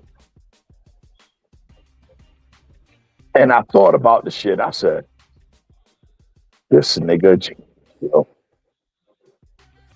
I'm gonna get you to perform at the highest level, even if that means you're gonna hate me. Bitch, because I'm not getting in shape. You gonna have to carry us, bitch. I'm gonna just show up when the light's bright. By the time the playoffs start, bitch, I'll be in basketball shape. I'm so physically gifted, I can go out and average 28 without even being in shape.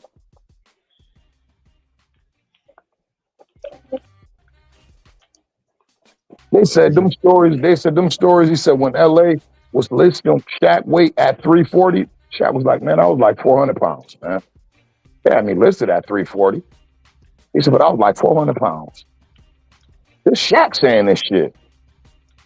And Kobe said, that shit used to burn me up, bro. Like, why don't you get in shape? I don't got to, bro. What I got plus what you is, we all right, bro. I got the best player in the world with me. I can slack off, bitch, but I'm the most dominant. What I got, my physical gifts, yeah, they'd be intensified if I stayed in shape and worked out and took the game serious like you. But that ain't my goal, bro. I just want to feed my family, win a couple chips, be the most dominant player in the world. That's why Shaq said he had regrets over his career. When not staying in shape.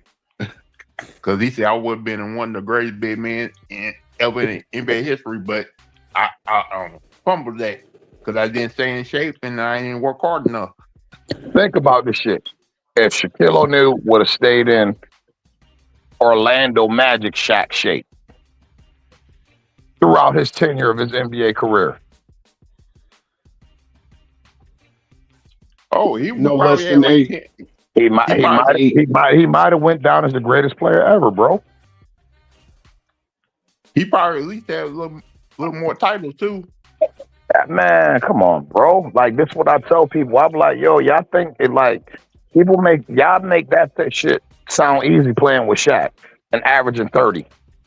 Bitch, you find me somebody else who's gonna play with Shaq and average 30. Jordan, McGrady. I don't even think That's all. I don't even think T-Mac would have been able to do it, bro. I only have one reason and one reason only. Because of the double team. And that's it. I mean, he would have got a chance to play one-on-one, but think about how many points Kobe created off a turnover. I get you. I'm not arguing with you. I don't disagree anything. I'm just thinking it would have been close to 30. Mac would have been close to 30. I mean, don't get me wrong. Like, offensively, he could do anything on the court Kobe could do. You feel me? Like, as far as talent wise, he could do all some things. Some things. He could do everything he could do offensively. He just didn't have that mold to stay locked in. You feel me? Kind of like Vince Carter, because Vince Carter and he's cockeyed. So, and that was another thing. But that's what I'm saying. I'm like, yo, bro, y'all act like that was easy for Kobe. Like, bro, that wasn't easy for Kobe.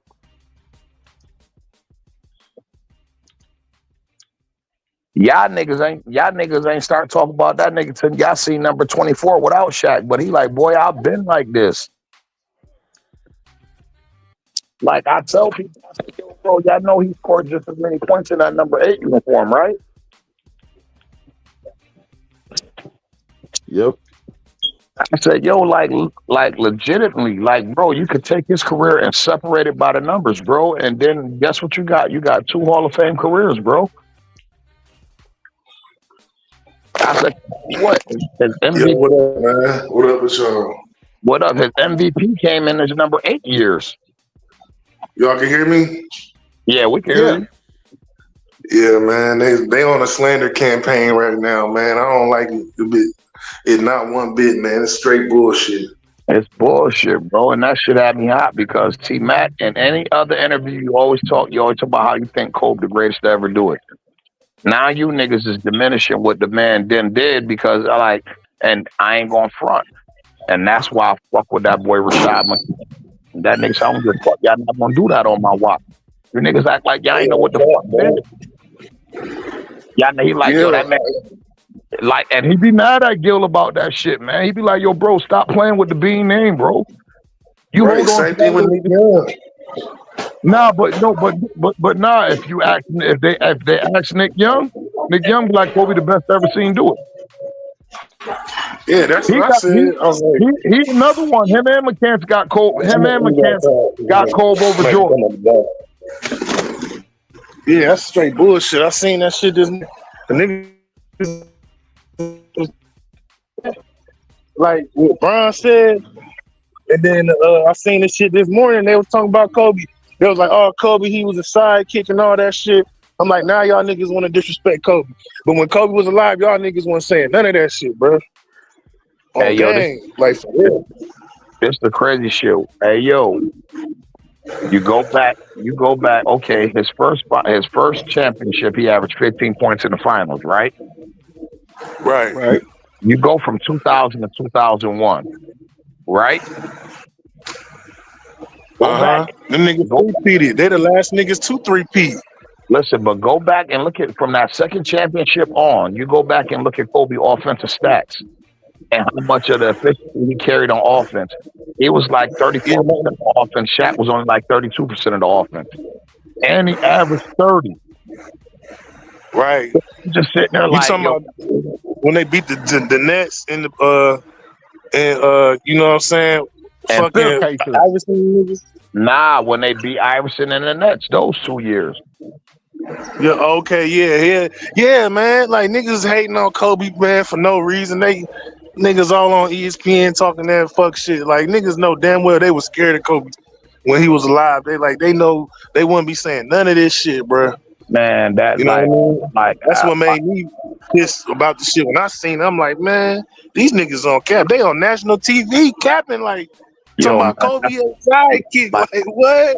man, I swear to God, bro, like, man, like right now, bro, I would give up everything in my savings just to sit across from the desk with them niggas. Like, nah, we about to have a conversation, bro. ESPN, turn the Hey, cameras but you up. see, Stephen A. was trying to check them niggas. Stephen A. was checking them niggas though.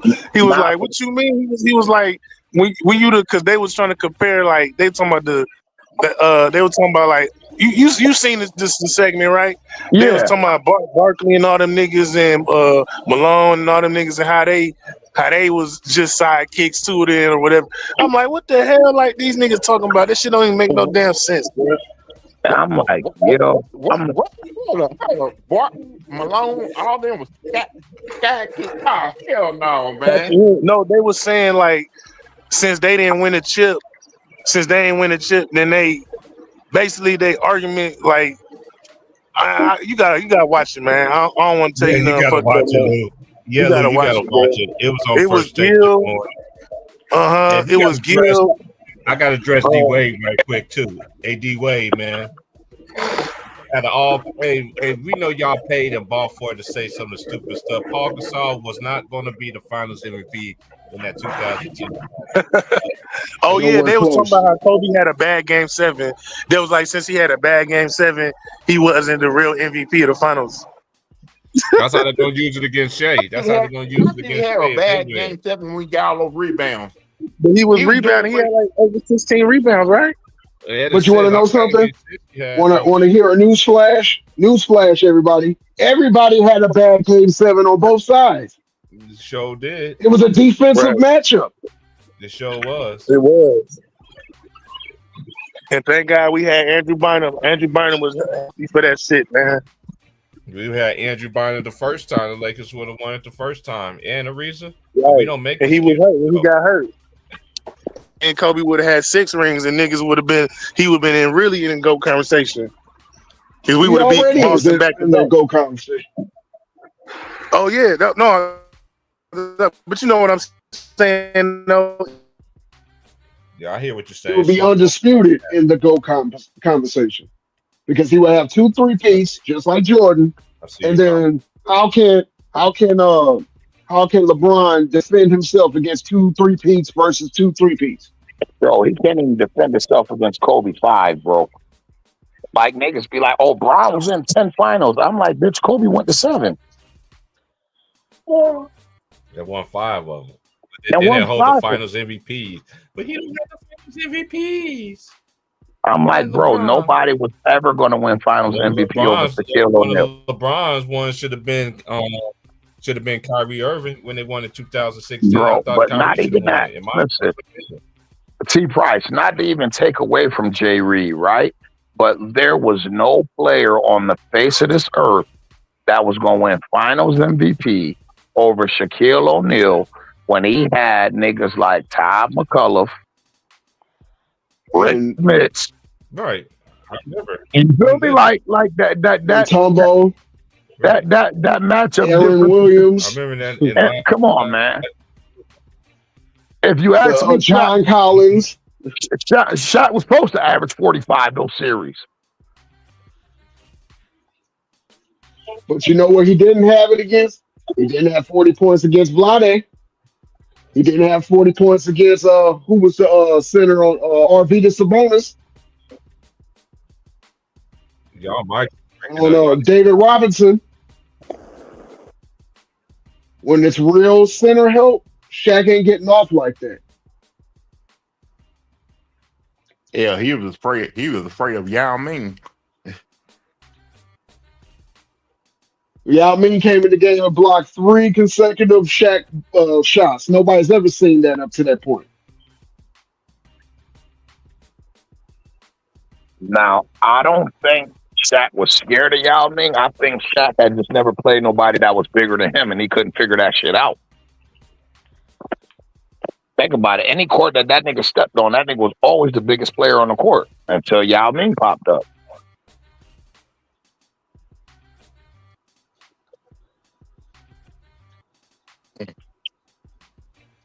That is true. He You're not allowed to bring that up. Like people talk about, Shaq carried Kobe, and I'm like, well, how come y'all can't look at it that Shaq didn't win it until Kobe came of age? I said, like, damn, didn't you? Shaq. I said, well, goddamn it, when Shaq was in Orlando, he had a fucking squad. I said, yeah, forgot he got cooked in the finals. And in the first round, and in the second round, and in the conference finals. I said, if you think about that shit, bro, I said, go look at Penny Hardaway stats, that series against Houston. He did his shit. I said, that got cooked. Olajuwon clearly outplayed him, even though I think they said Shaq averaged 26 that series. Olajuwon clearly outplayed him. That was the winning, the deciding factor. Wasn't Kenny Smith and Sam Cassell and Penny Hardaway. It was Shaq and Olajuwon. Like, that was his matchup. That was his defensive matchup. Let's keep it a buck. When he got to LA in '96, bro, he had 4 years to win it. Niggas be like, well, I'm like, bro, he had an all-star backcourt when he got to LA. Did y'all forget? Them niggas had 2 all-stars. Eddie Jones. And Eddie fucking Jones, bitch. What is y'all talking about?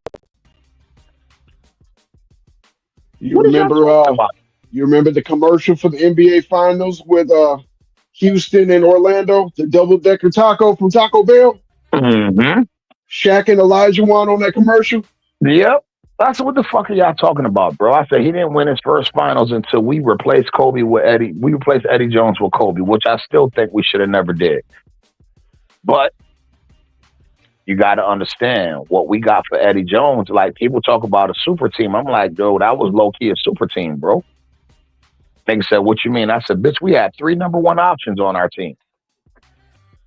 Shaq, Kobe, Glenn Rice. And Glenn fucking Rice, bro. Who had just won the All-Star Game MVP.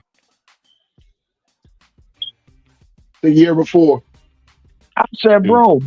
Yeah, I remember watching those games, and people were so worried about Captain Kobe, but nobody would never worry about Glenn Rice. The only thing Glenn Rice went out there and did his job every time he played that game and knocked down 3-point shots. Listen, you do remember there was a game against the Knicks. Sorry, Ron Time, that Glenn Rice hit 8 threes and had 40 points because they kept doubling Shaq and kept doubling Kobe, and Glenn Rice was wide open. Hey, yo, if you remember the last game of the season against the Portland Trailblazers, right? If you remember, like, see, this is how I know if niggas really Laker fans. It was some turmoil going on that season. Glenn Rice was not happy with his role. Glenn Rice didn't like that third option shit. If y'all remember correctly, he was beefing with Phil Jackson about his touches. And Phil Jackson came out trying to be funny and said, we're going to run the offense through Glenn Rice this game. And it was against the Portland Trailblazers. And I specifically remember Glenn going for 42 on these niggas. And every time that nigga hit a shot and came off a curl or hit a nigga with a heavy pull-up, I swear to God, that bitch looked over at Phil Jackson, shaking his head, talking shit. And all I remember is Kobe Bryant down on the floor with his afro, banging the floor on the sideline, waving his style, because Glenn Rice had put on one of the greatest shooting performances I've ever seen in my life. And do you know what the Zen Master said at the end of the game when they interviewed him?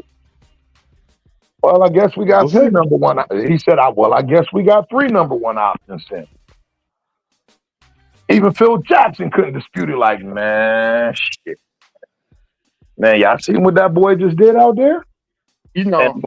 And most of the games, Kobe was on the bench cheering. If you go, hey, yo, you can Google it right now. Look it up. Kobe cheering for Glenn Rice 40-point game. When he was laying down on the floor, beating the floor, waving the towel.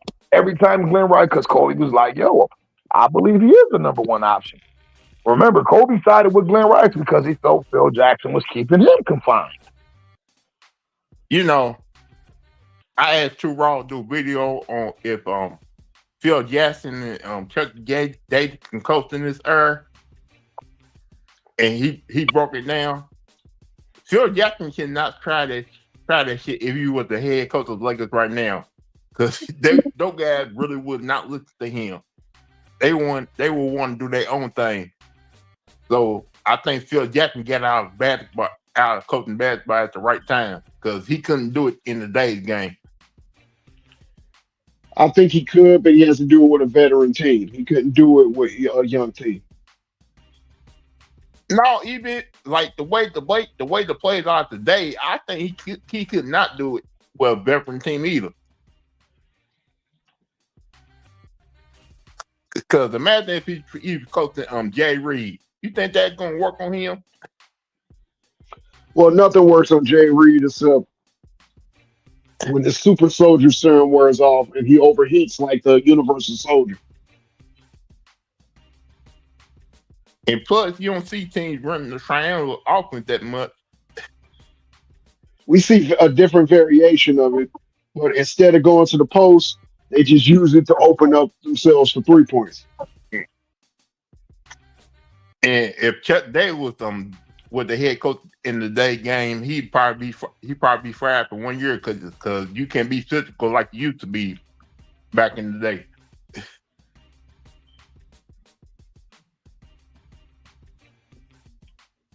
Yeah, Chuck Daly, Phil Jackson, Larry Brown, and let me see. What was another? Pat Riley. Their coaching style doesn't work. With Pat Riley, he did make adjustments. Because remember when he did come back for that Miami Heat team, the rules was kind of different at the time. Because he started coaching them in the middle of the season after who was the head coach of that team? Stan Van Gundy. Stan Van Gundy. That was his first coaching job. Because remember, Stan Van Gundy was an assistant of Pat Riley, and when he stepped down, Stan Van Gundy got the job, got promoted from assistant coach to head coach. Because remember, Jay Reed wanted Pat Riley to be his head coach, and Pat Riley said, "No, I'm good." Good. I think some of these legendary coaches, the way they used to coach back in the day, where players did respect the coaches, they can do some of the stuff they used to. But in the day game, they can't. They don't. These players don't respect any type of coach. They're gonna try to do it their own way. And that's why they fail. And that it's like all right. But I always say this about LeBron. You don't want no veteran head coach. You always want a coach you can try to push around and tell him what to do. And when he coach stand up to you, stand back, you go to the owner and say, "We need to get rid of him. Get another coach in here." He don't like order. He don't like to be told what to do. He's the main person who started player empowerment. And look, and the way the league is right now, it kind of fucked up everything.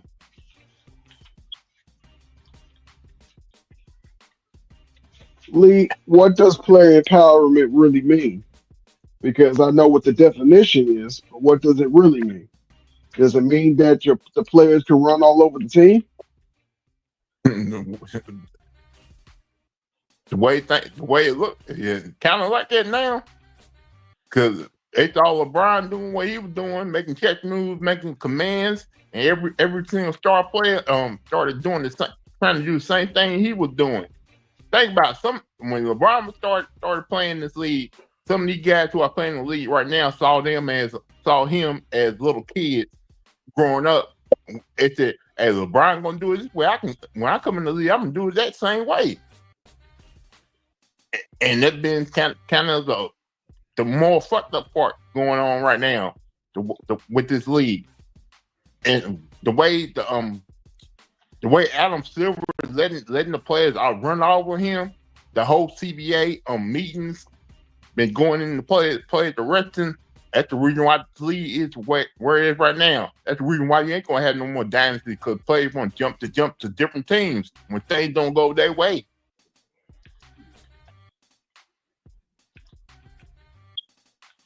So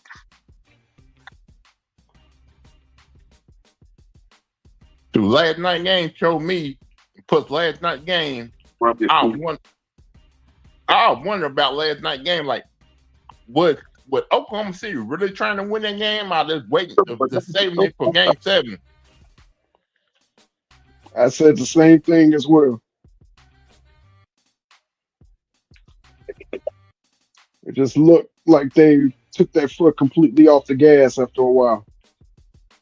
Because we have seen every game in this series, and every game has been a battle, other than last night. Oil. What 1-year-old get their feet rubbed? Say that again. 1-year-old get their feet rubbed. Man, my daughter over here tripping, man. She act like she got a whole job, Matavia. Swear to God, bro. But that's daddy's little girl. She's supposed to be like that. That my princess. She sure just made me rub her feet before I got up. Lord. That just means you love her. That's all that means. I thought Gillis Alexander was going to take it up to another level last night too, man. I was like, hey, man, this is an opportunity to show these motherfuckers that you that nigga now. Hey, right. But if you listen to what they said, Lemon Pepper, they said Rick Carlisle, look at the way he's defending SGA. He doubling him at the point where he know he want to get to. You feel me? We know you want to get to that elbow and pull up, Chase. So guess what? We're going to let you come all the way down. Then we're going to come double. When either you spinning, you're going to spin into a double, or the double going to be waiting there. You're going to have to pull that bitch up before. It's hard for him to get shots right now, bro. That's me. I said, ooh, Carlisle. I said, what you going to do to counter? Now, how you going to get your man freed up? It got to be one of the other players. Why you think Jalen Williams was able to play one-on-one and go off for 40?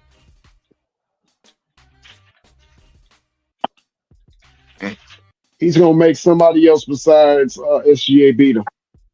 Absolutely, bro. You're the MVP. I know you can beat me if given a chance. You feel me? But let's see if Jalen Williams can do it. You feel me? Right now, I said they just made the decision easy for OKC. I said they're going to get rid of Shet. They might pay Shet and send him to another team. Don't be surprised if they sign him to an extension and then sign and trade him. Where are you going? That's crazy. Because it's so true. They know they're gonna have to share salary sooner or later. Caruso making $22 million a year. Between Caruso and Hartenstein, that's $50 million a year. That's why I said they're gonna be 2 different teams next year for Indiana and OKC. I ain't even going front.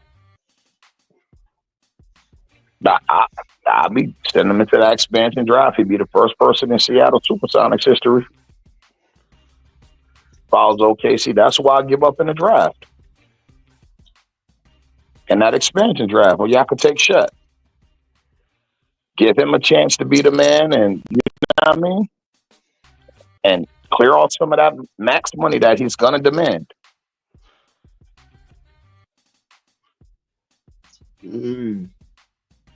So you thinking they can find another big man to be in the middle for cheaper? They gonna have to. Like they were saying, the reason why Shet wasn't getting as many minutes as they want to give him is because it's a difference on the floor when he's out there setting screens for Shea and Hartenstein. They said when he set a screen for Shea, people can get right over his screen because he's so thin. You feel me? They said Hartenstein come and set a screen for Shea. That's where you see Shea get a separation. Yeah, if I'm there, I see about getting that big man from Duke University. He got the body weight and the size. Okay.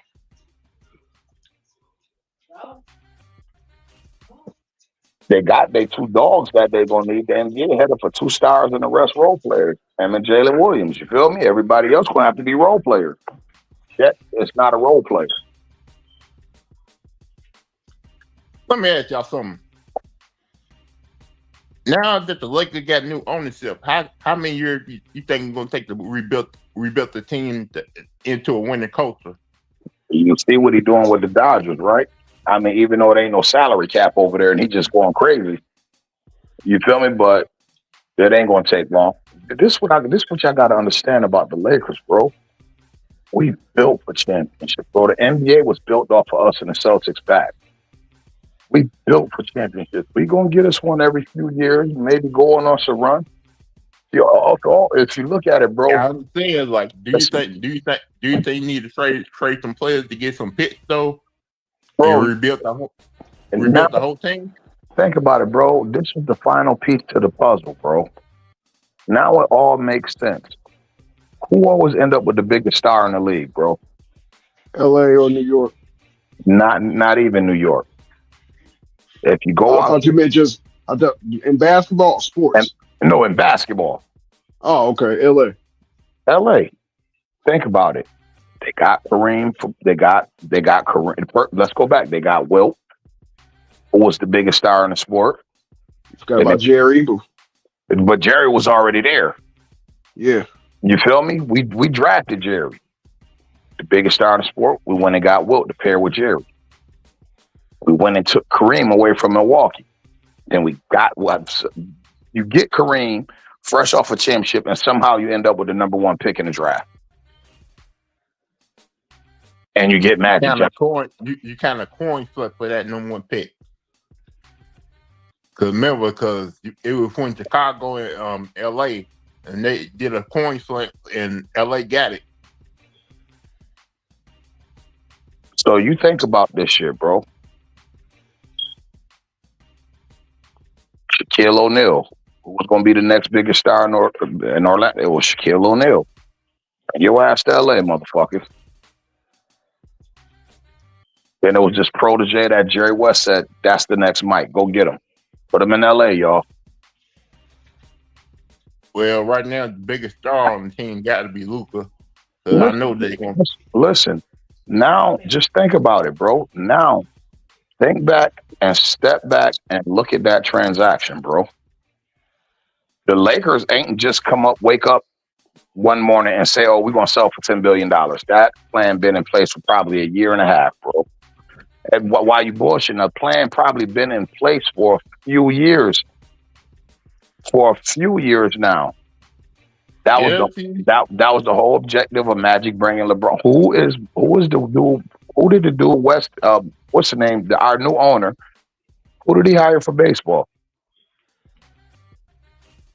That motherfucker brought Magic Johnson to the Dodgers. Think about it. Who brought LeBron James to town? Magic. Because his sister told him, yo, the family tripping, bro. We think we about to sell this shit. Well, if we gonna sell this shit, sis, we gonna sell it to somebody we know, somebody who was already a minority owner of the Lakers. And he's stepping outside of that. That way certain shit could stay in place. The Buss family could stay intact. You feel me? Could stay attached to this shit. We're gonna dry the price up. And we good. And then what happens? Yo, listen, y'all, okay, the sale fixing to be finalized. That means all the other owners had to agree on the sale too, y'all. Like, she just can't wake up and make a deal with somebody saying, I'm selling the Lakers to this person. That's true. That had to be finalized by the league. That means all the owners had to vote on that shit. So guess what? This shit been in the making, y'all. They just had a cap on this shit. And the Lakers do make the league a lot of money when they good. So now they make the league a lot of money whether they're good or they're bad. They make especially if they make the playoffs, they make the just the TV ratings by itself goes through the roof whenever they make the playoffs. Listen, think about this, y'all. Los Angeles don't got no follow no NBA contract. Bitch, we got our own channel with Spectrum. We got a TV deal with Spectrum worth billions.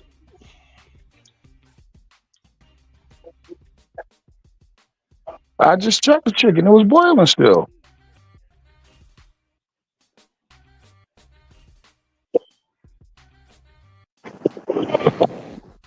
Spectrum.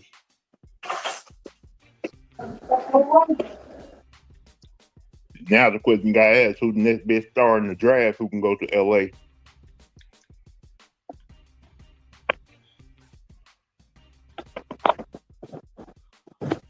Just think about it, y'all. Why do you think Luka Doncic was gifted to LA? That was a gift for the new ownership coming in. If y'all gonna sell, if y'all gonna buy this bitch for $10 billion, we got to give y'all the biggest star in the game. And with the second biggest star. Well, I mean, depending on how you look at it, you feel me? Marketing. Marketing. Yeah, they're Well, gonna want international dollars who's because that's what probably Shohei at time that Shohei brings you. Mm-hmm. Think about it now. Do y'all see what I mean? If I throw a rock and it hit you, holla at me, my nigga. Well, now, can you really see that? Now, can you see why? Yo, Dallas, y'all coming up off Luka, but we about to make sure y'all get the #1 pick. This deal, but all this, the owners knew about all this shit with the sale and all this shit, so they knew something was shaking up. So now that Luka trade don't surprise me at all. They had to keep that bitch quiet because they would have to answer some questions. Now it all makes sense. That's why they traded Luka to the fucking Lakers for nothing, because the Lakers got new ownership coming. You know, once you buy a franchise in any sport, they automatically cater to you. You're gonna get the #1 pick in the draft. You look what they did for Dan Gilbert. Back to back to back. Think about it. The Cavaliers wanted 3 out of 4 seasons. Think about it. Back to back, Skip, and then Andrew Wiggins. Think about it. Yo, we know you about to take a hit because LeBron about to leave. You feel me? So that's going to bring the value of your franchise down. You just bought it for this much, but we're going to give you the 3 #1 draft picks in 4 years. That should compensate that. Think about it. Dallas, y'all got to come up off of Luka. I don't give a fuck what story y'all come up with. You feel me? He got to go over here to the Watson, this hedge fund group, because they're about to pay $10 billion for the Lakers. We have to we can't ask them to pay $10 billion with an old ass LeBron about to walk out the door.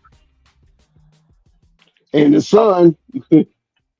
You know, no, we got to get him the biggest star in the game. Watch how this shit for Martavis. I guarantee you, in a couple weeks, you're gonna be like, "Damn, bro, you was dead ass right. This shit makes so much sense now." Wait till you see what else about to come out.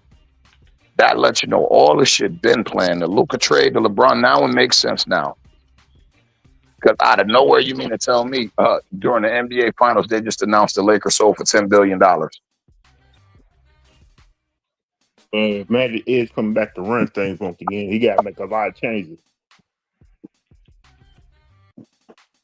Think about it. Think about who run things for the Dodgers. Who was running things for the Dodgers? When the Dodgers, Magic closed the deal on them free agent pitches.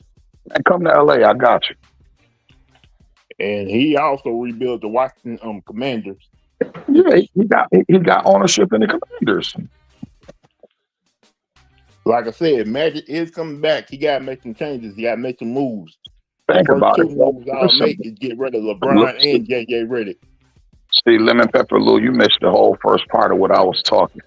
Magic never left, bro. Magic is part of the Buss family. Just because he ain't on the scene, if you notice, Magic walked away from the Lakers. Magic never got fired. Yeah, I know he walked away. He said, and I quote, "I didn't tell Jenny because she would have tried to talk me back into it." Right. Magic and her new adopted son couldn't get up until Magic said, "I'm out this bitch, sis." And she like, "Stop it, Magic. Sis, go play with your new toy. Call me if you need something, sis." That's all I was. And what she said in that interview, man, I called Magic damn near every day. I mean, I know I got people in high, but when certain shit I need to decide on, I'm calling Magic. Get a fucking Palinka in place or not. I'm calling my brother. And that's the relationship. He is one of Dr. Jerry Buss' kids, y'all. He's a surrogated kid.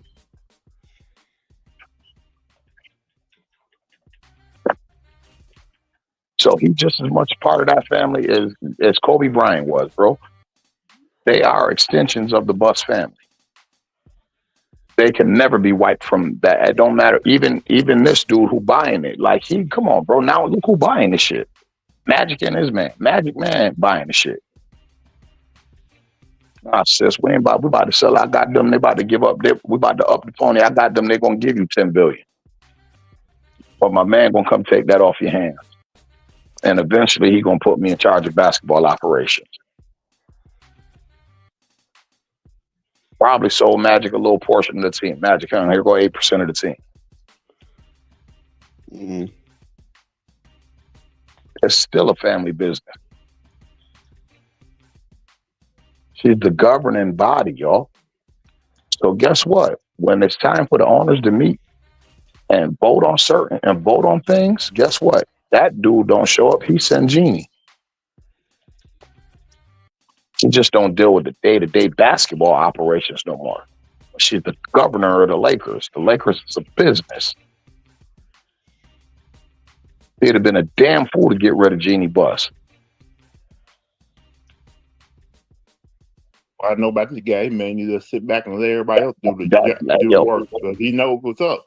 That's just like Lemon Pepper Lou. You going to buy a Mercedes 600 Benz, and it's only one mechanic that worked on this bitch from the entirety of his existence. Guess who I'm gonna take my Mercedes 600 Benz to get fixed if something go wrong? Mark Taven. Matter of fact, come on, bro. We're gonna keep our mechanic with us. And I'm pretty sure she'll filter out slowly but surely. But you got to remember, she sold her majority stake and became a minority owner.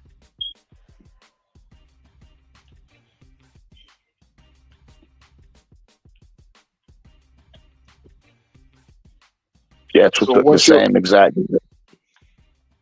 Guess who took the same exact deal? Her friend Mark Cuban and her friend up in Minnesota. So they going Mark Cuban still eat off the Dallas Mavericks, just instead of getting $100 million a year, he might only get $3 or $4 million off of them.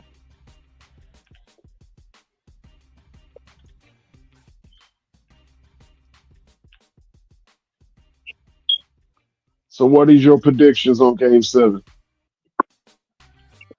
OKC by 5. Ooh, close all the way throughout. Blow a lead. And the game is gonna be close all the way up to the fourth quarter. It's gonna be those last 5 minutes. See what happens. All right, I'm gonna play devil's advocate because going on with the team that I'm still picking OKC to win the series. And when I look at this series a whole, OKC,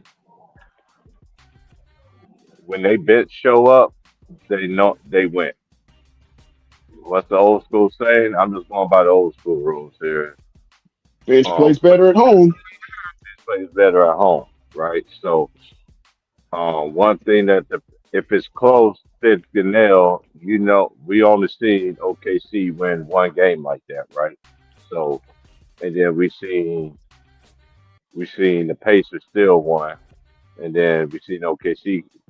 You see OKC come right and win game 2, and then we see the Pacers win, and then they up 2-1, has a chance to go up 3-1. Halliburton comes up, T.J. McConnell, beast mode balling, as he has been in the whole series, especially coming off their bench. And then you had OKC winning back-to-back games. You had Jalen Williams with the 40 ball game. And then now they got these talks and saying that should he win MVP It's just when they say stuff like that, I just like this is just me. And I don't want nobody to see. I mean, I've been seeing how the minds ESPN when ESPN used to have standards.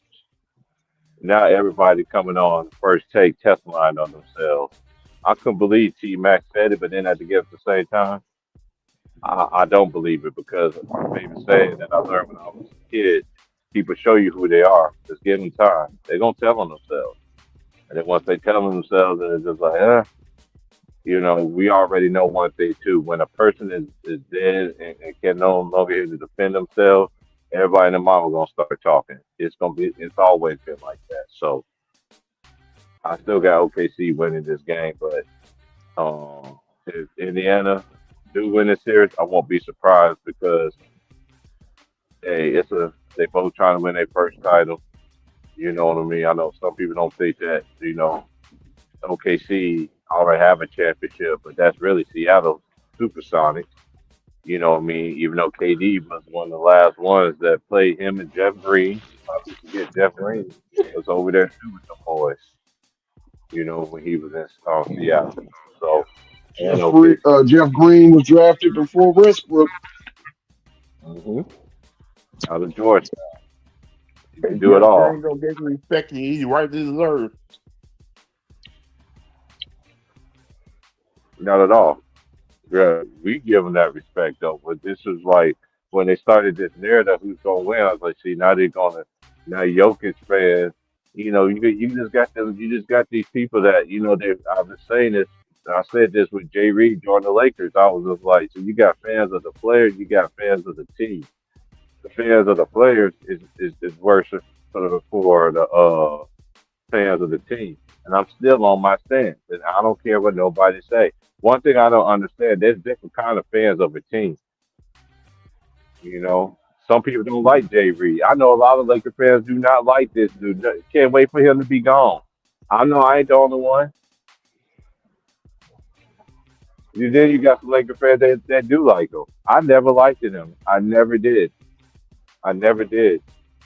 As a player, yeah, he got everything that you want. He's an all-time great. I never take it away from him. I never put him as up there as an all-time great. I don't care what that resume. Because that resume in a few times it's gonna be called fraudulent. If you think they're gonna let a fraudulent guy actually coach a professional team that y'all want to constantly post up in our ears all the time with ESPN, LeBron said you want to be. Do you really think the owners really let that dude come in there? I don't think so.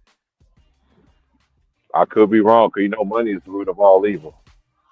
I'm just saying that to people that be coming at me, messaging me with this dumb stuff. Like, dude, I don't think the way that y'all think. Y'all like LeBron. I don't like LeBron. I don't. I felt like his tenure with the Lakers. I've been saying this. His tenure with the Lakers has been an epic failure. Y'all can talk about age and everything like that when it's totally irrelevant for y'all, but y'all they keep saying this dude's still in his prime. So why you can't get it done? I see more epic failures in the. With another thing too, he ain't never played a real finals game in the Laker uniform. Let that sink in. He's never played a road game in the finals. Yeah, it's like no shot at him, but y'all want like, man, y'all can't continue to try to change my do. As a Laker. I've been on the stance about this guy. I've been on the stance. I'm not rooting for them until they come back. Of course, I'm gonna root for the Lakers until he gone. Hey, I know a lot of people feel the way that I feel. Just because people like LeBron and everything like on the Lakers and everything like that, everybody don't think the same. That's why everybody is different. But one thing I do notice that on these YouTube streets of the like in general, if you don't agree with what everybody else agree on, you can say that as a hater and frown upon. All right, whatever.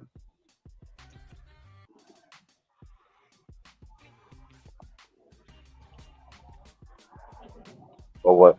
But I see last night. I had to watch the game 3 times, man, and 2 more times, man. I was just like, these dudes is like it's just like they were just disinterested. Like I just never seen the team just turn it off. I know, you know, people want this game predicted that these finals would go to 7 and all this other stuff. I looked at the team last night that was so disingenuous. And this is another thing where people fail to forget too. I'm gonna bring this up. They started off in the second quarter and the third quarter, and they could not hit. Both teams did not hit a bucket for like almost like what, almost 4 or 5 minutes. Once they didn't score up in there, and once that dude Shepard, who looked like Ron from a different world, like Dwayne Wade, look not Dwayne Wade, but Dwayne, best friend in a different world. Once he hit that three and put him up by 30, I was like, it's over. And they didn't. He played, and then he took all the starters out, which it should be. I ain't see a team that was hungry try to do anything last night. I ain't see that team I saw last night in Oklahoma City. I have not seen that team going this whole run That in got these to be finals. that got to be the I worst thing. I'm I just seen it saying. though. I seen it before against when they got their behind blew out by Denver. When Denver put it on them, you know what they did to them in Game 7. But this is a different Patriots team. You do got the number one offense and the number one defense, and you got the two best teams that's been since the January. What you was gonna say, Lou? That's the worst final game I ever seen for my life last night.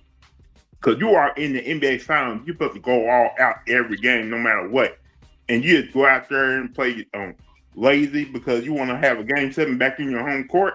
No, if you have the opportunity of pre-game to two defense it off, you take that opportunity. You just don't go out there and play less as what you are just because you want to have a Game 7 back in your home court. That,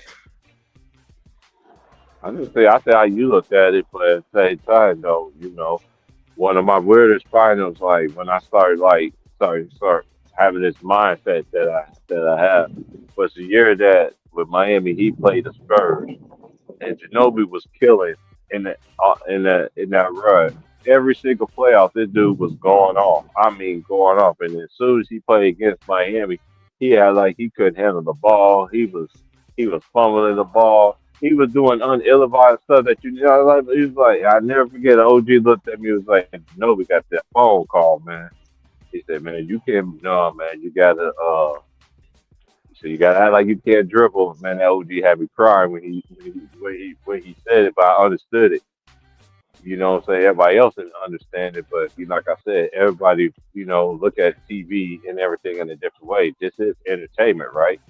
That's what they say. Like sports is entertain. Are you not entertained?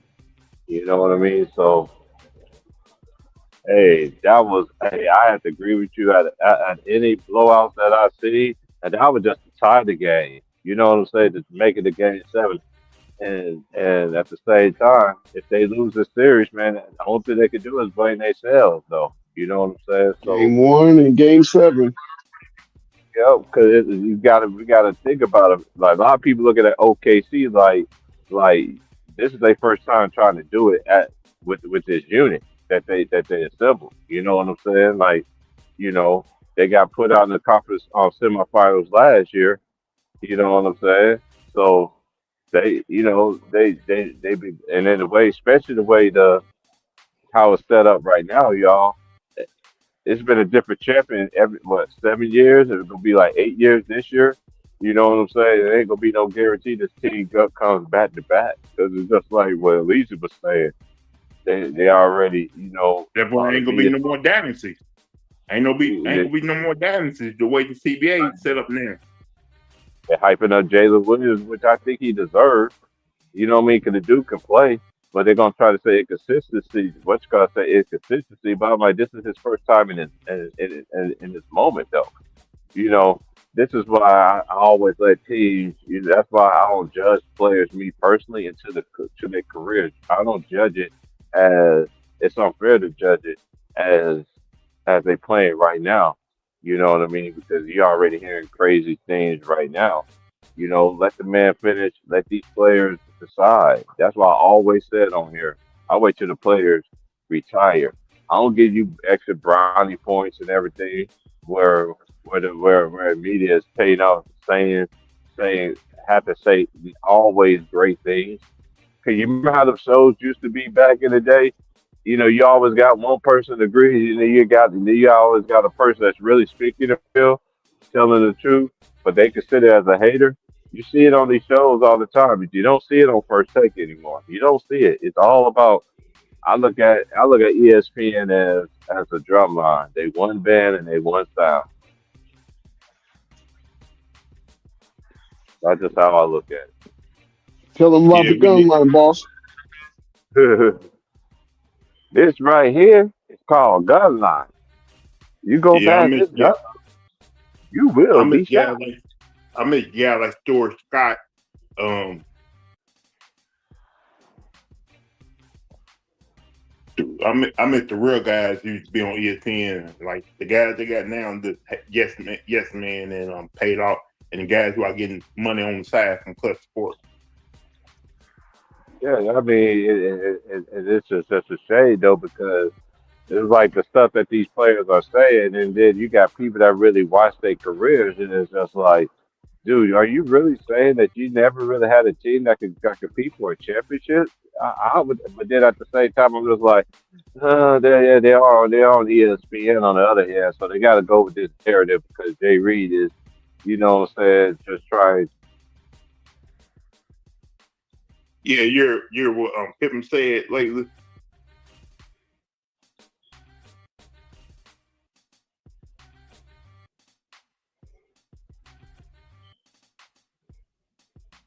Hello, Yeah, I'm sure.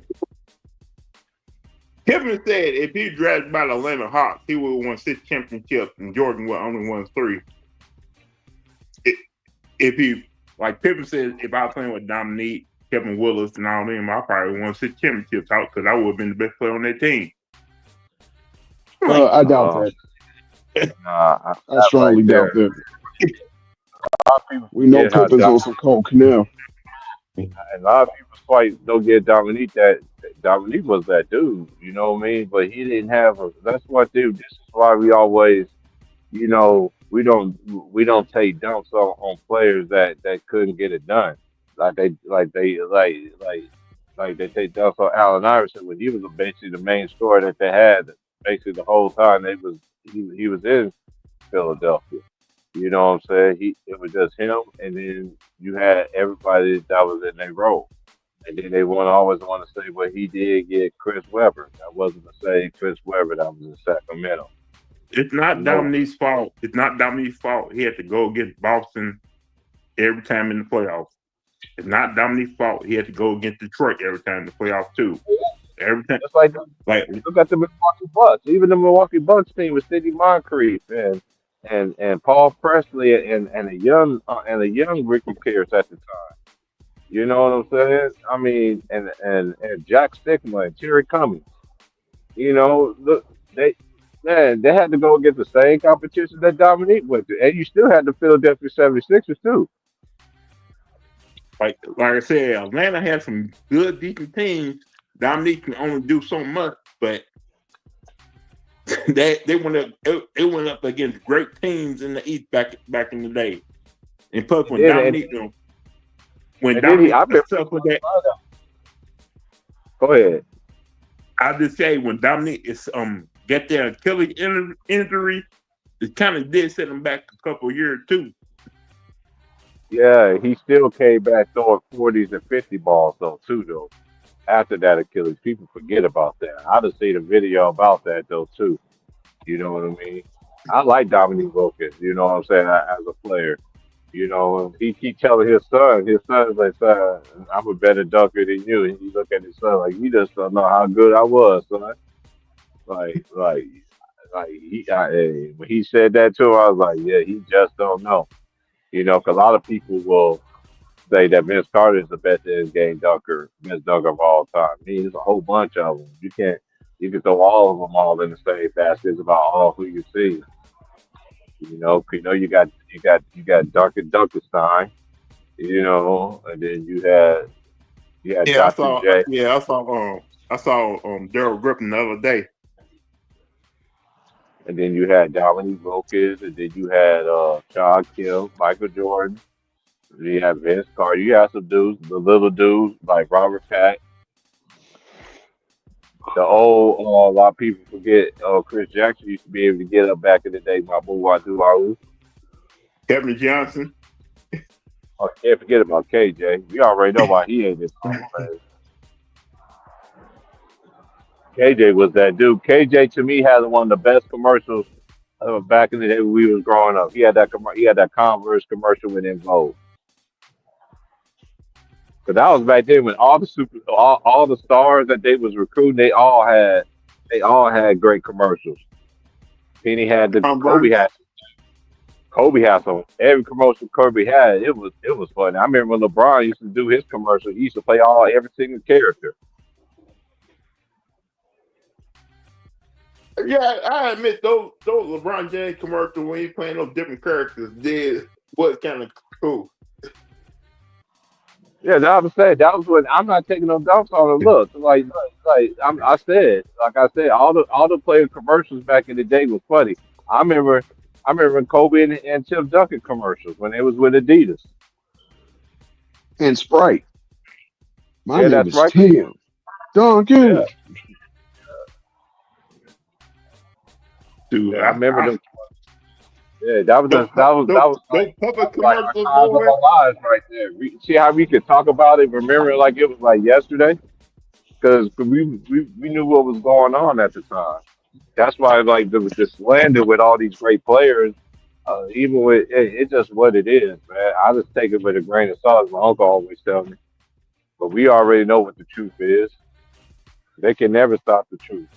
And then once everything come out, people still gonna find some kind of way to still even degrade him,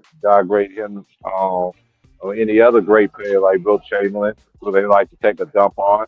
That it's just what it is. And it's crazy that they don't want to talk about Will Chamberlain because he never beat Bill Russell. It's just what it is. Bill had a better team from top to bottom.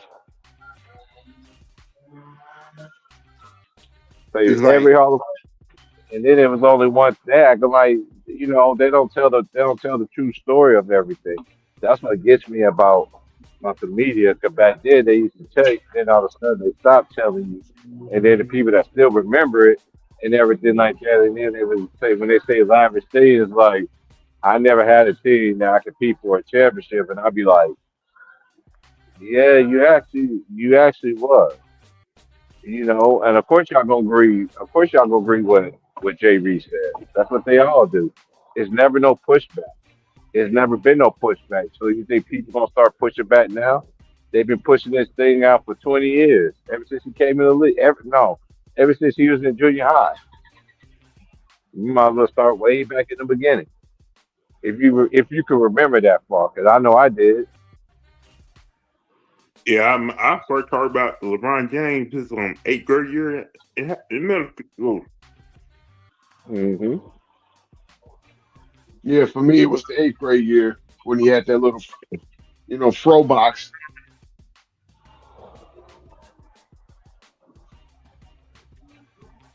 Hey, it is what it is, man. Because we already know one of my favorite scriptures in the Bible. What profits the man to gain the whole world and loses his soul?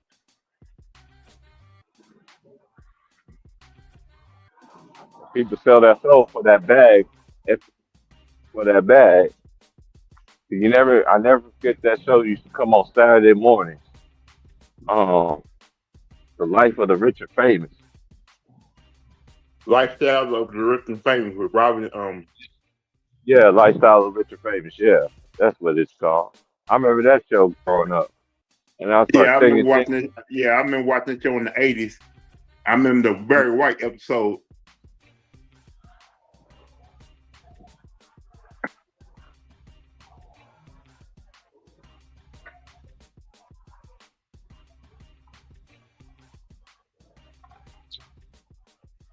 I can just remember back then sitting there as a youngster. Hold on one second. Let me switch up.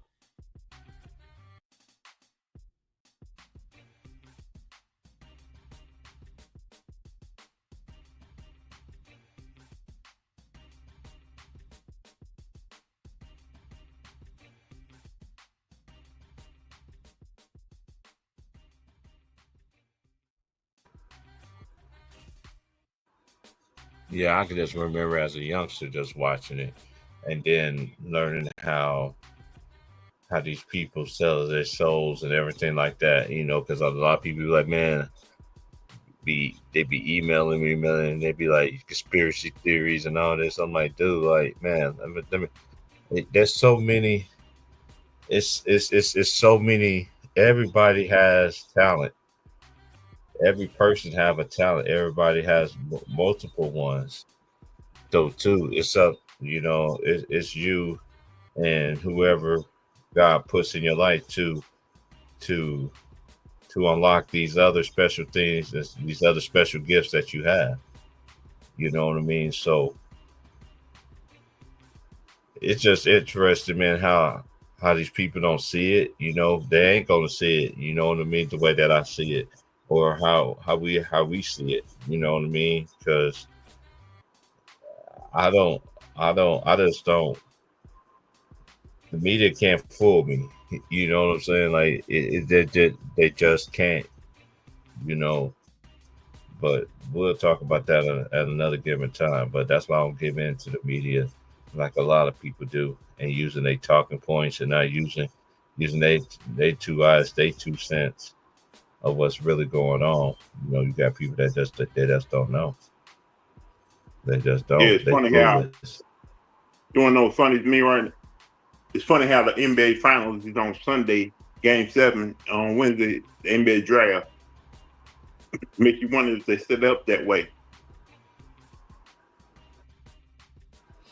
Could be because what you call it said that he won't be surprised. Todd told me we were talking behind the scenes. He's like, I won't be surprised to go 7.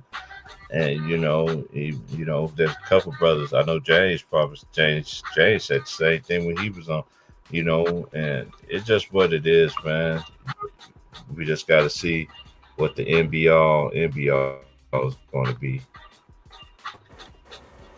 Here come Maz. I can't wait to see the NBA draft on Wednesday, though. See what happens. Salute, Lou. I'm gonna do the NBA draft though, because I watch college basketball, so I'm just gonna do it on my show. I know everybody be trying to be, hey, why don't you go? No, I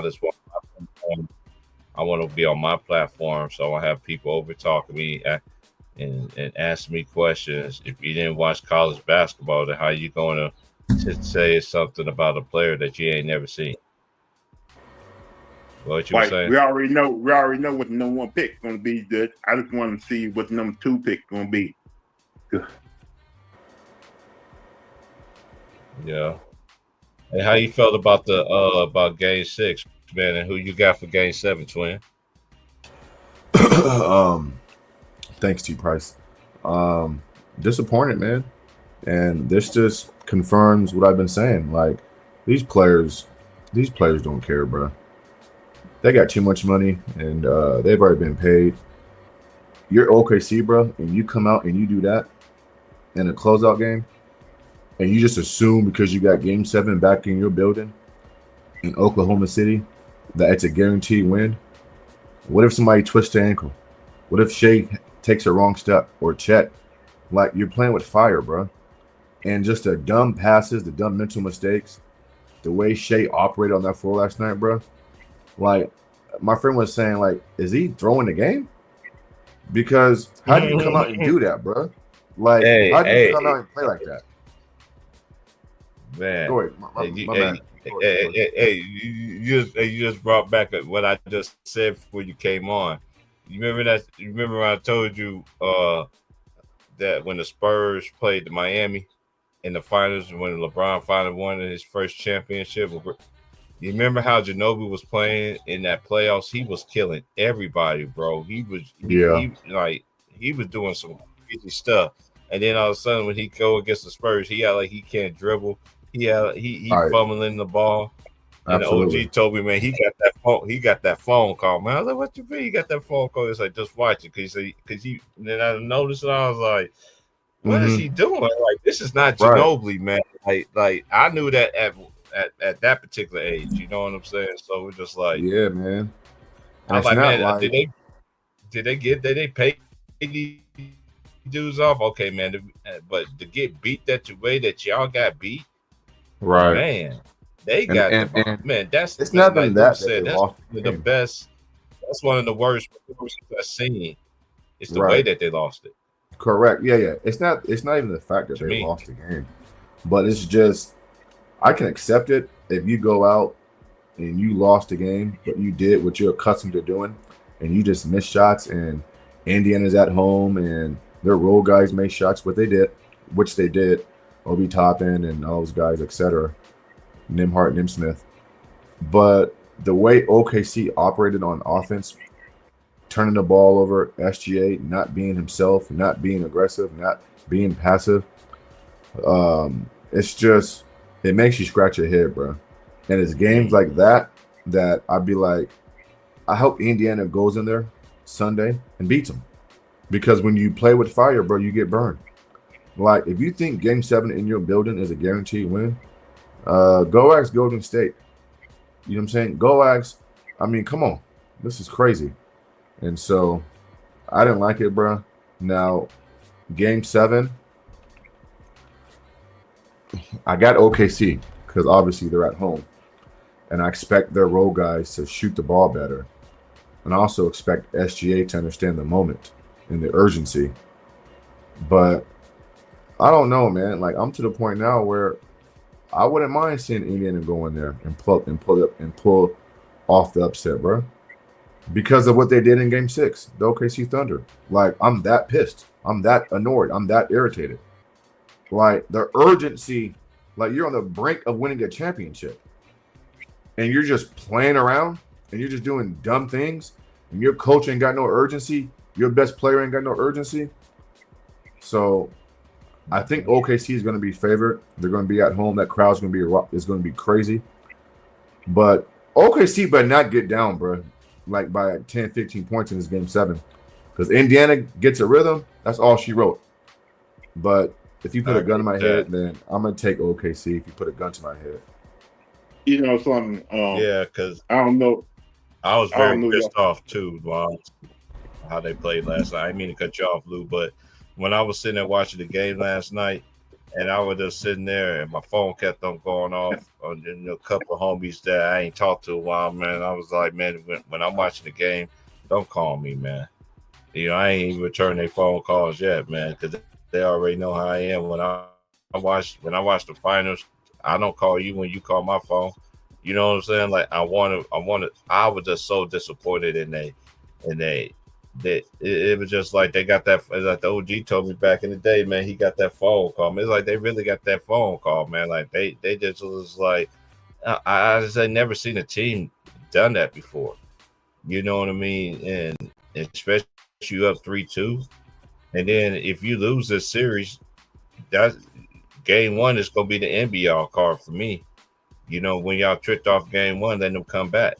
But Pacers is when they bash against the wall, they do play better. Halliburton to me, I know some people, you know, say that he don't look like he had a calf strain, but look how much rest you can have in these finals. They play every 2 days. You know what I'm saying? It's just like because they don't play the Sunday, so that's Friday up. So they got 2 days. You know what I'm saying? Compared to back in the day when we was growing up, game 7 would have been Saturday. You know what I mean? It would have been Saturday. I was just very disappointed in their effort, and they just didn't look like they didn't want to win, and they it's like they threw in the towel. And one of my main things is, Mons, you remember when they started the third quarter, they could make anything. The Pacers could make anything. You Right. know what I Yeah, mean? that's a fact. And then once I saw that, I was like, man, they ain't winning this game, bro. And that was a good thing that coach did to sit his players out in the fourth quarter. But man, with the way they played more hungry, and they whoever bench played better always win these games. So it's just so many ways you could look at it. But but to me personally, I'm with you, man. I was very disappointed how they came out last night, bro. Like it was nothing. It was nothing. And then for I think it was Chet Holmgren, he shot a 3-pointer. He had a wide open 3-pointer, and that jump went an air ball. When I seen that, I was like, oh man. I was like, what is y'all doing out here? Y'all deserve to get beat like the way that y'all did, but y'all probably just gave away some momentum to yourself. Now the pressure's on y'all. It's their first time for this team. So, we're going to see what they're going to do, man. I'm still ain't going against my pick. I just think OKC will play better at home. They better, but at the same time, if they pull this off, they've been the comeback kids. Some people say this is comparing this, got. I never looked at that Karl Malone and that Gary Payton, and I know some people consider, and I find it very interesting too, Mons. They always say stuff like this, right? When they make their arguments about a super team, right? They'll say Karl Malone, Gary Payton, Kobe Bryant, and Shaq was a super team. But then you be mentioning these other players who they play with later on in their careers, they will say they're not a super team. You see what I'm saying? Like they switch up when the argument is convenient for them, but it's the same logic. But hey, they got the trump card. Rick Carlisle. Yeah, the pressure's on. You're right. I mean, all the pressure's on OKC. It's you know what I'm saying? Because if you could say, yeah, it really is. You already see they tried to do the divide and conquer already. Jalen Williams is number 2. That's his Robin and all this. Like we seen the play with before, which y'all do with OKC. Y'all did it before. You know what I mean? But that was just a piss poor performance, man. That was one of the worst games I've ever seen in a game 6. Especially with a team that's up 3-2. We're gonna see if it's gonna come back and bite them. We'll talk about that Monday. You know what I mean? But at the same time, it ain't looking good, boss. it ain't looking too good. Because I always go back until game 1. When I seen game 1, I was like, Cason Wallace. I'm like, why is Cason Wallace playing? And then he started him for 3 games. You know what I'm saying? Like he already got you thinking already. You ain't even tipped the game up. You ain't even did none of that stuff, man. Rick Carlisle is already in your pocket, man. He's already in your head already, bro. That it was just so much. And Rick Carlisle had his little episode though too that could come back and bite him too, by not paying TJ McConnell. And he played great again last night again. The little JJ Burrell kind of player. They just, man, I don't know, bro. I'm still going with OKC because I don't switch picks, but they better wake up, man. If not, it's gonna, the Jokic fans will love it if Jalen Williams win MVP, so they can just throw in a shade face. You know what I'm saying? It's just crazy how NBA talk had gotten out like that. Like the people that do talk like that, I ain't gonna waste my energy even talking basketball with you or anything like that. You gotta have some sense when you talk to me. You can't be saying, as Mars said, you can't be saying stupid stuff, man. That don't make no sense.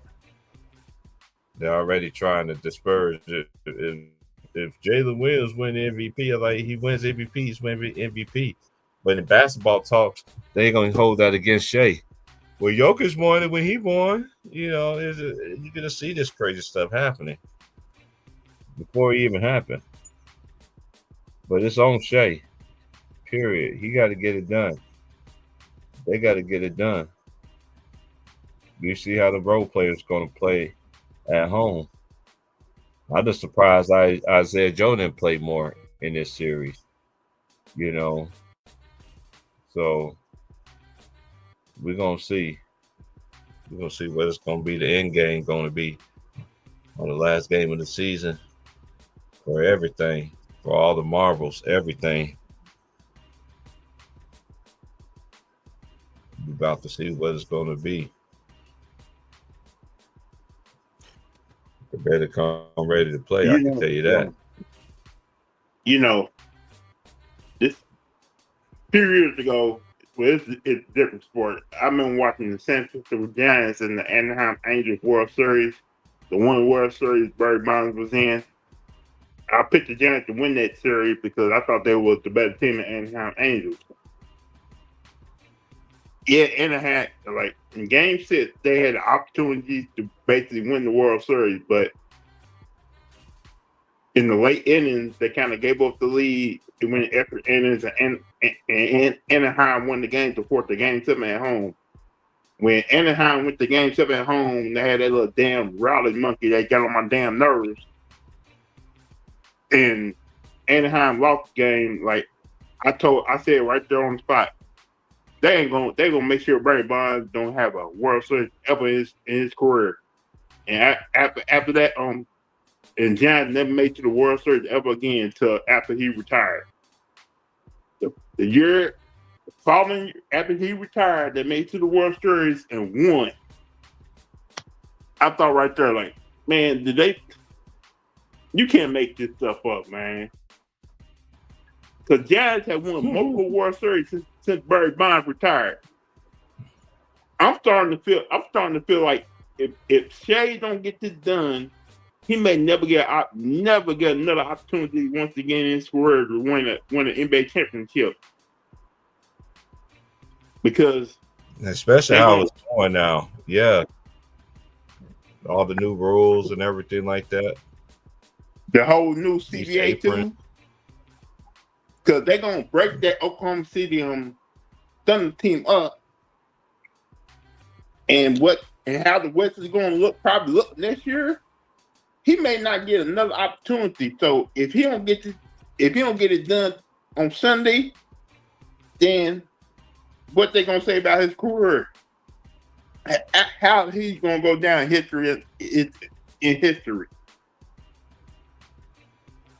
To me, it's too early. It's too early to say because I don't judge players until they retire. You know, they like to do it as you go kind of thing, which I think is unfair. Like, I'm not really trying to judge him right now because he still got a lot left in his career.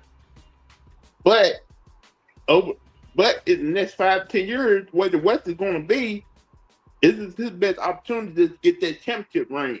Because who knows what direction Oklahoma City Thunder is going to be in the next 5 to 10 years. Yeah, you got a point. I see where you coming from about it. You know, but then at the same time, you know, hard head makes the soft behind. We're gonna get 7 games, and if they end up winning it, then he can host that trophy. If not, what comes with that.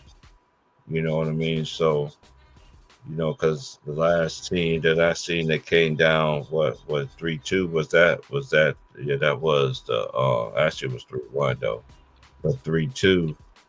If it was a 3-2 situation, the last team I can remember doing that was the Lakers against Boston when they was down 3-2. But at that time it was 2-3-2 format. So I'm gonna say this one more time for people that don't understand. I said that was down 3-2 and came back and won the series 3-2. Not 3-1.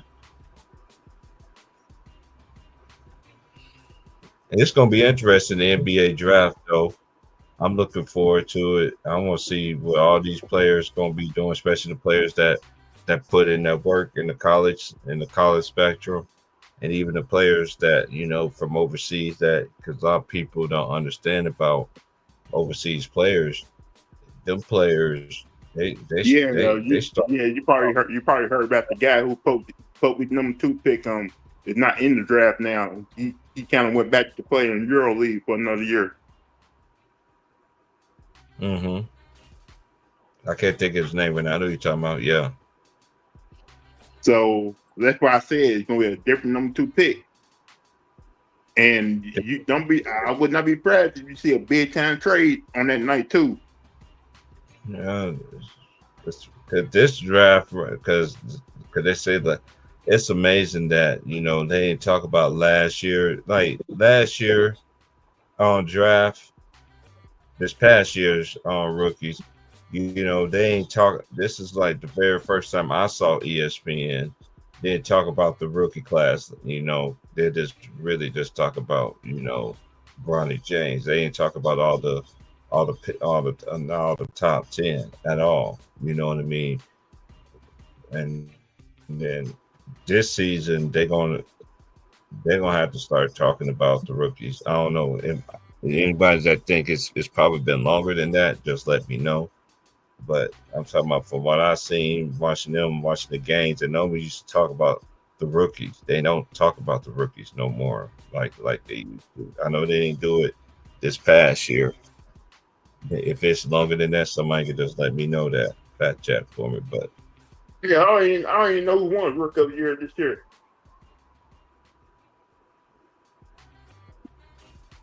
let me look that up.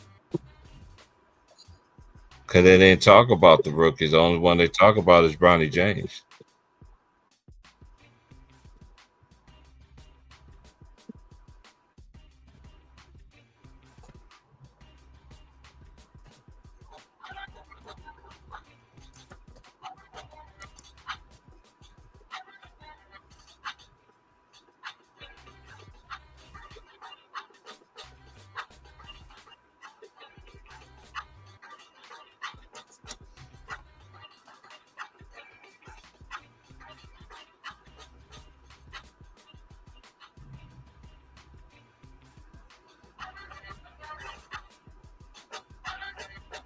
It was Stephon Castle, San Antonio Spurs. He won Rookie of the Year. Yeah. See, UConn. he may end up being a great player we don't know about because they don't talk about they wasn't really on pumping him up. Asking never really showing him any type of love.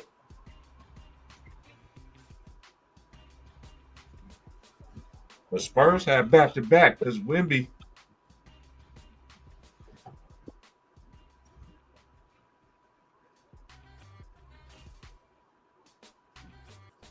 I'm pretty sure they're gonna give. I'm pretty sure they're gonna probably give to Cooper Flag, even though he may not deserve it next year. Because I think it's gonna be those guys from Rutgers may basically outplay him in the league in the first year.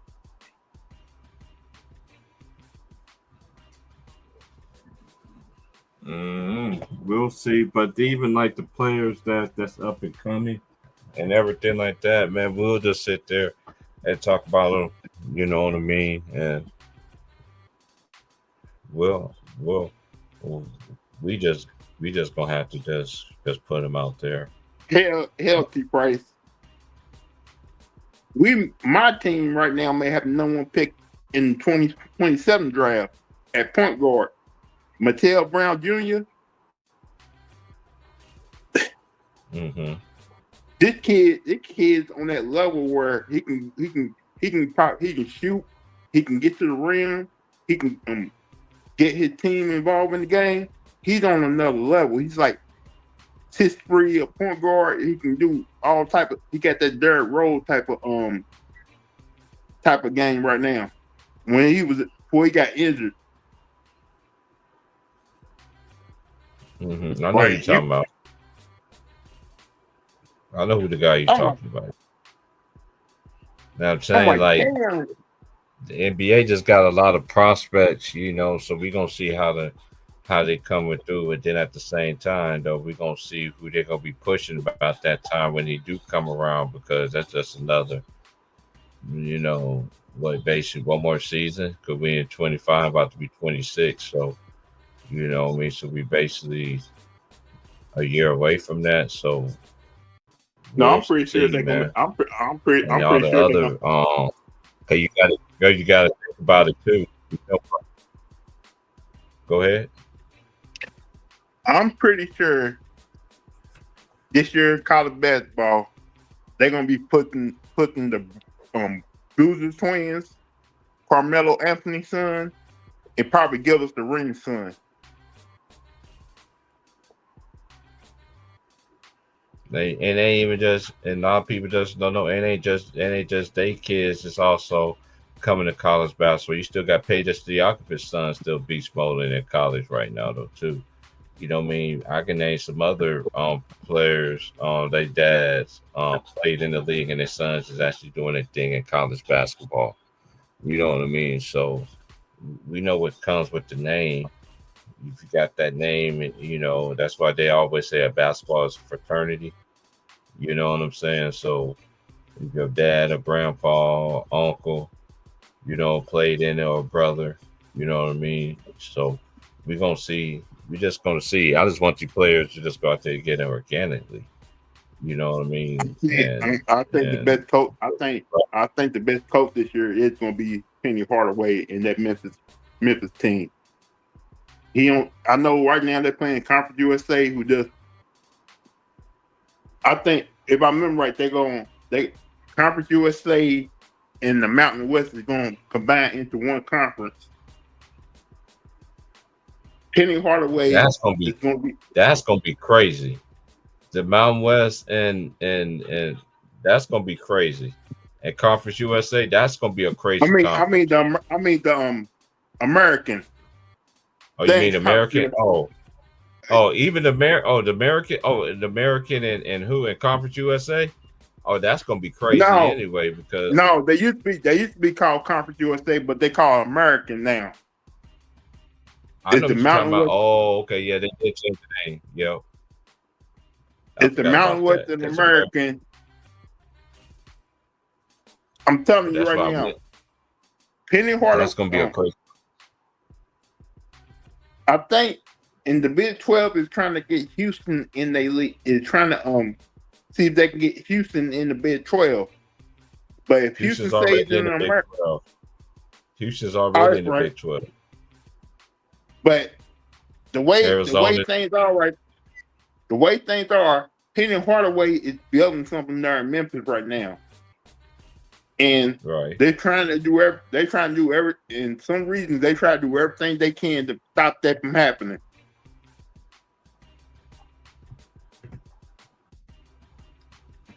Because every time he gets a certain player, we'll see. Every time Penny gets a certain player who like he's a 5-star player, they always try to NCAA is trying to talk about, he ain't gonna be able to play. He got some eligibility issues. Like what? Oh, like that James Wiseman situation. Yeah.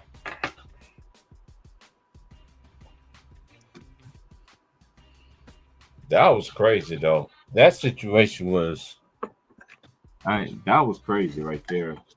James Wiseman didn't get a chance. To me, he ain't really got a chance to develop because when he was trying to develop, they try to say he was ineligible.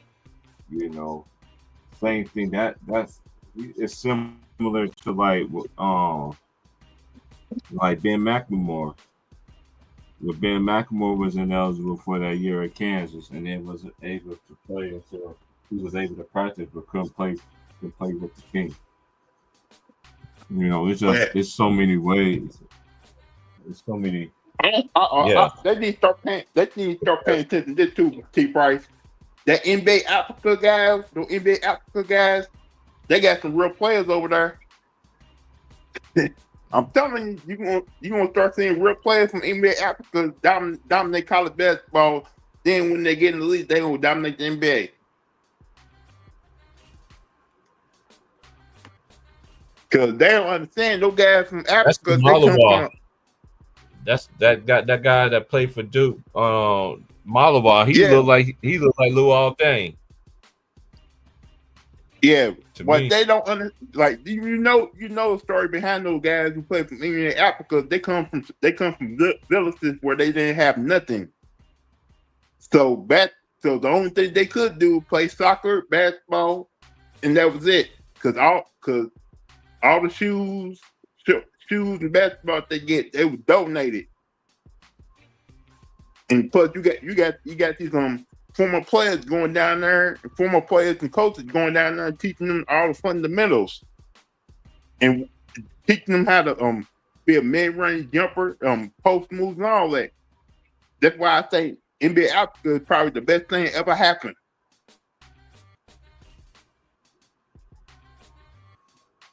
They said they want to make the game globally.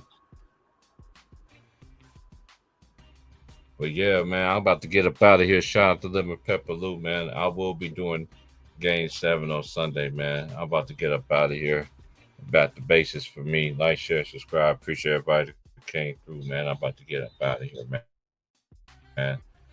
Y'all have a good happy Friday to y'all. I know some of y'all still got to work this weekend or whatever that case may be. Salute to y'all. If not, hey, salute to y'all as well. Y'all be safe, man. I'm about to get up out of here. Appreciate everybody that came through. Shout out to Martamian and shout out to Lemon Pepper Lou and shout out to Matt Moses, aka Cook and Smoke Sports, for coming through. And shout out to my boy, Mr. Moss, for coming through. Shout out to Twin. Y'all have a good evening. I'm about to enjoy myself. Get this afternoon started. Then it'll be bedtime here in a bit. I gotta work early in the morning. But anyway, I'll holler at y'all later. Like, share, subscribe. Y'all have a good day. Have a good weekend.